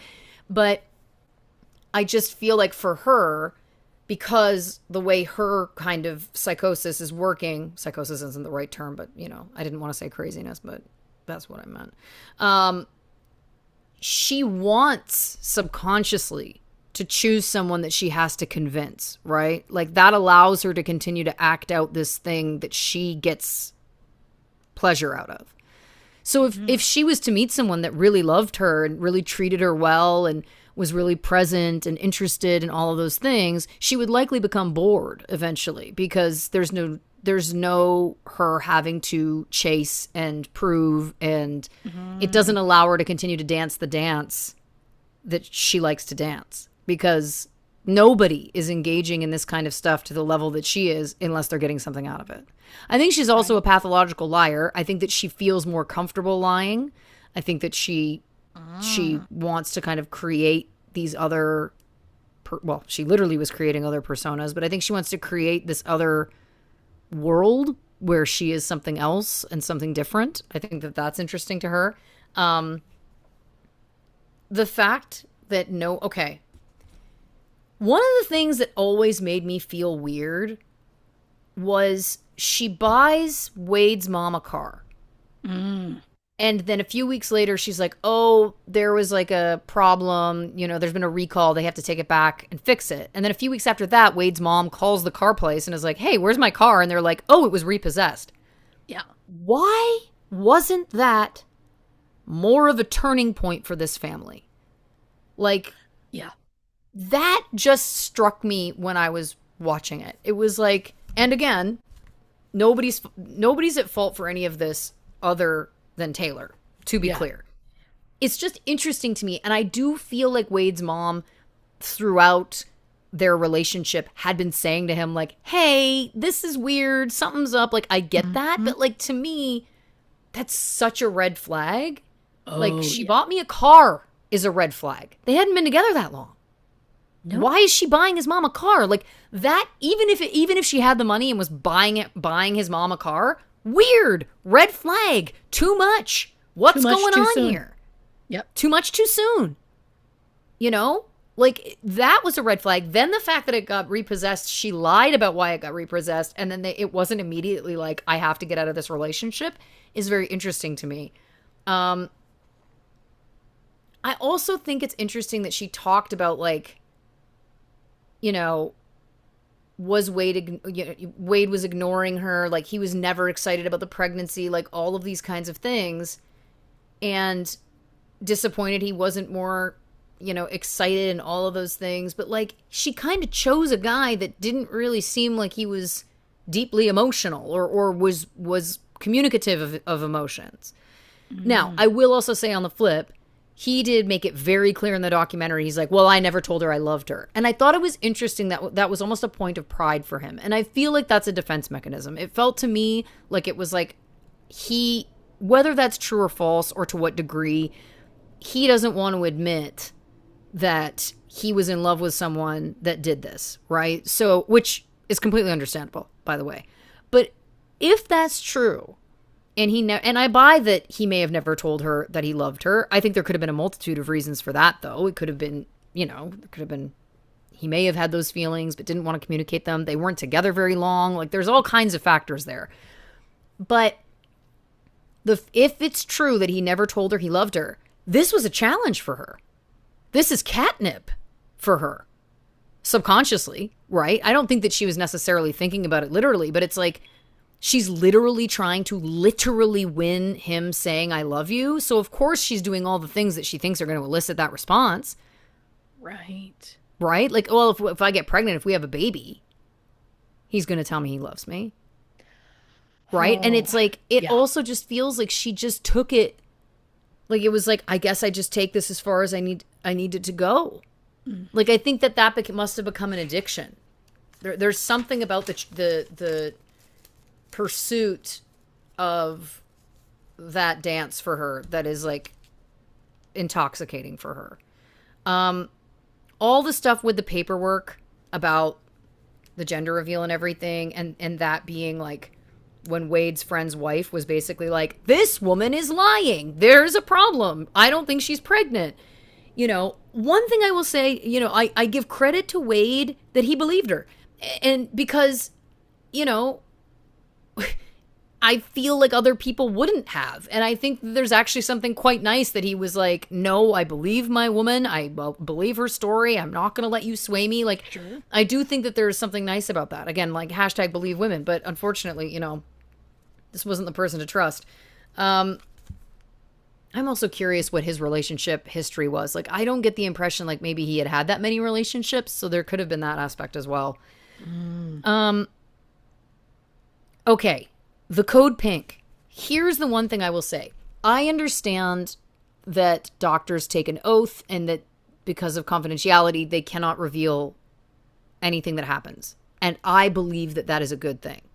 Sure. I also think it's so fascinating that the doctor's office had seen these, pregnancy posts by Taylor and gender reveal and all these things. And they were all like, talking about it, going, hey, that woman that had a hysterectomy is posting all of this.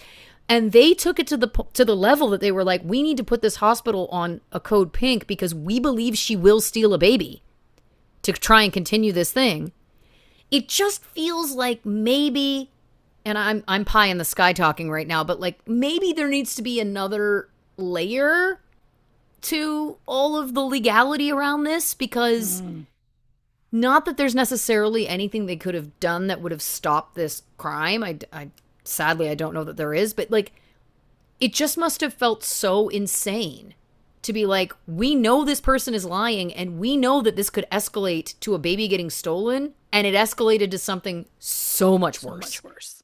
Like, I don't know. And I don't know what the answer is, and I don't even have anything to propose, but I just feel like it's like, couldn't there be some other law, that it's like healthcare professionals could report to law enforcement or something like, hey, you need to keep an eye on this person because she's going to steal a baby. I don't know. Yeah. Like it, and again, I know that I'm not offering anything that's helpful, but it just feels crazy to me. And the knowing that she was also Googling things like newborn adoptions, how to buy a baby on Craigslist. The fact that you found out that she was going to places to try and befriend pregnant women, like potential victims. Like, my God. Oh, it's brutal. I don't even, again, like, I get in the case of like doctor patient that you can't say anything. But yeah, it just feels like in extreme cases, when you're like, she might steal a baby. I mean, I guess if nothing else, they did tell the hospital. They were like, hey, here's the thing. Because it was such a small town that they're like, But did they I just say it was, were they able to say specifically it was her?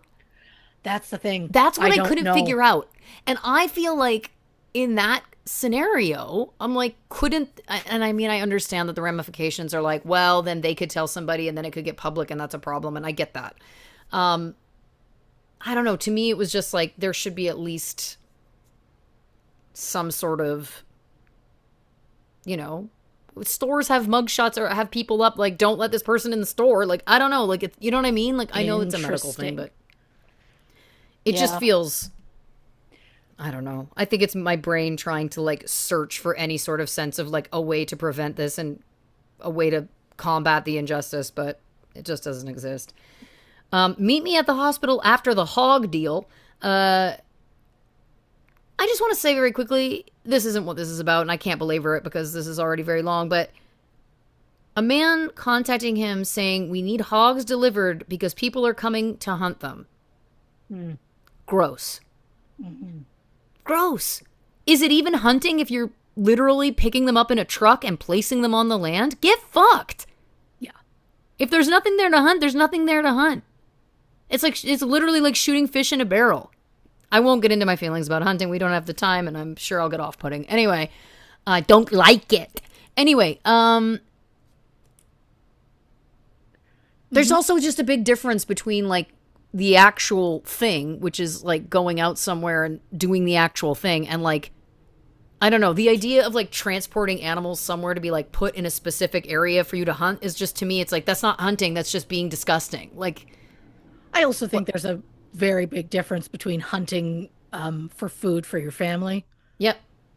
to feed you versus just Hey, a bunch of people are coming over to hunt. Gross. let's play hunting. Let's Yeah. play hunter. Yeah, I don't know. I just find that detail gross. It has nothing to do with any of this. I just don't like it. Okay.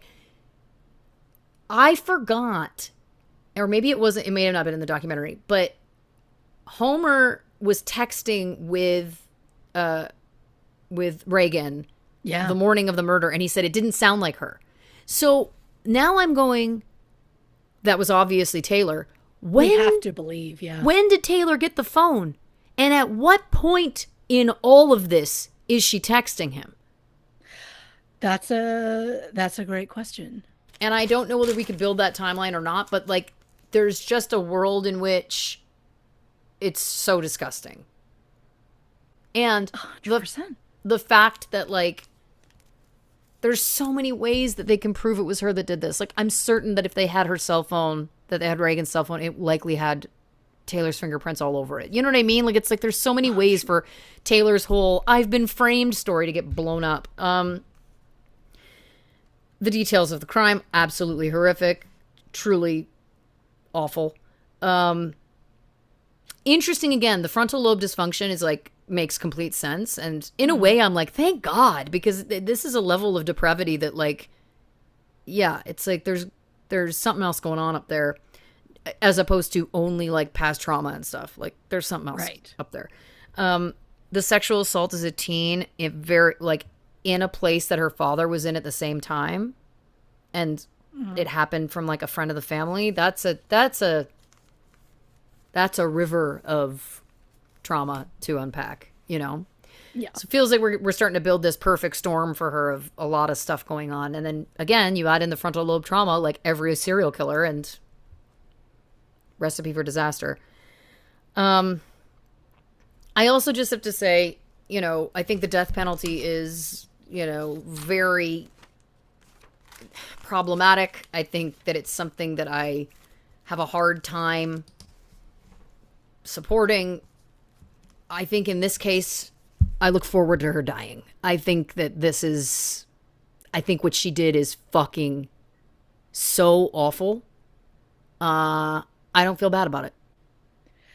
It's wild. Again, if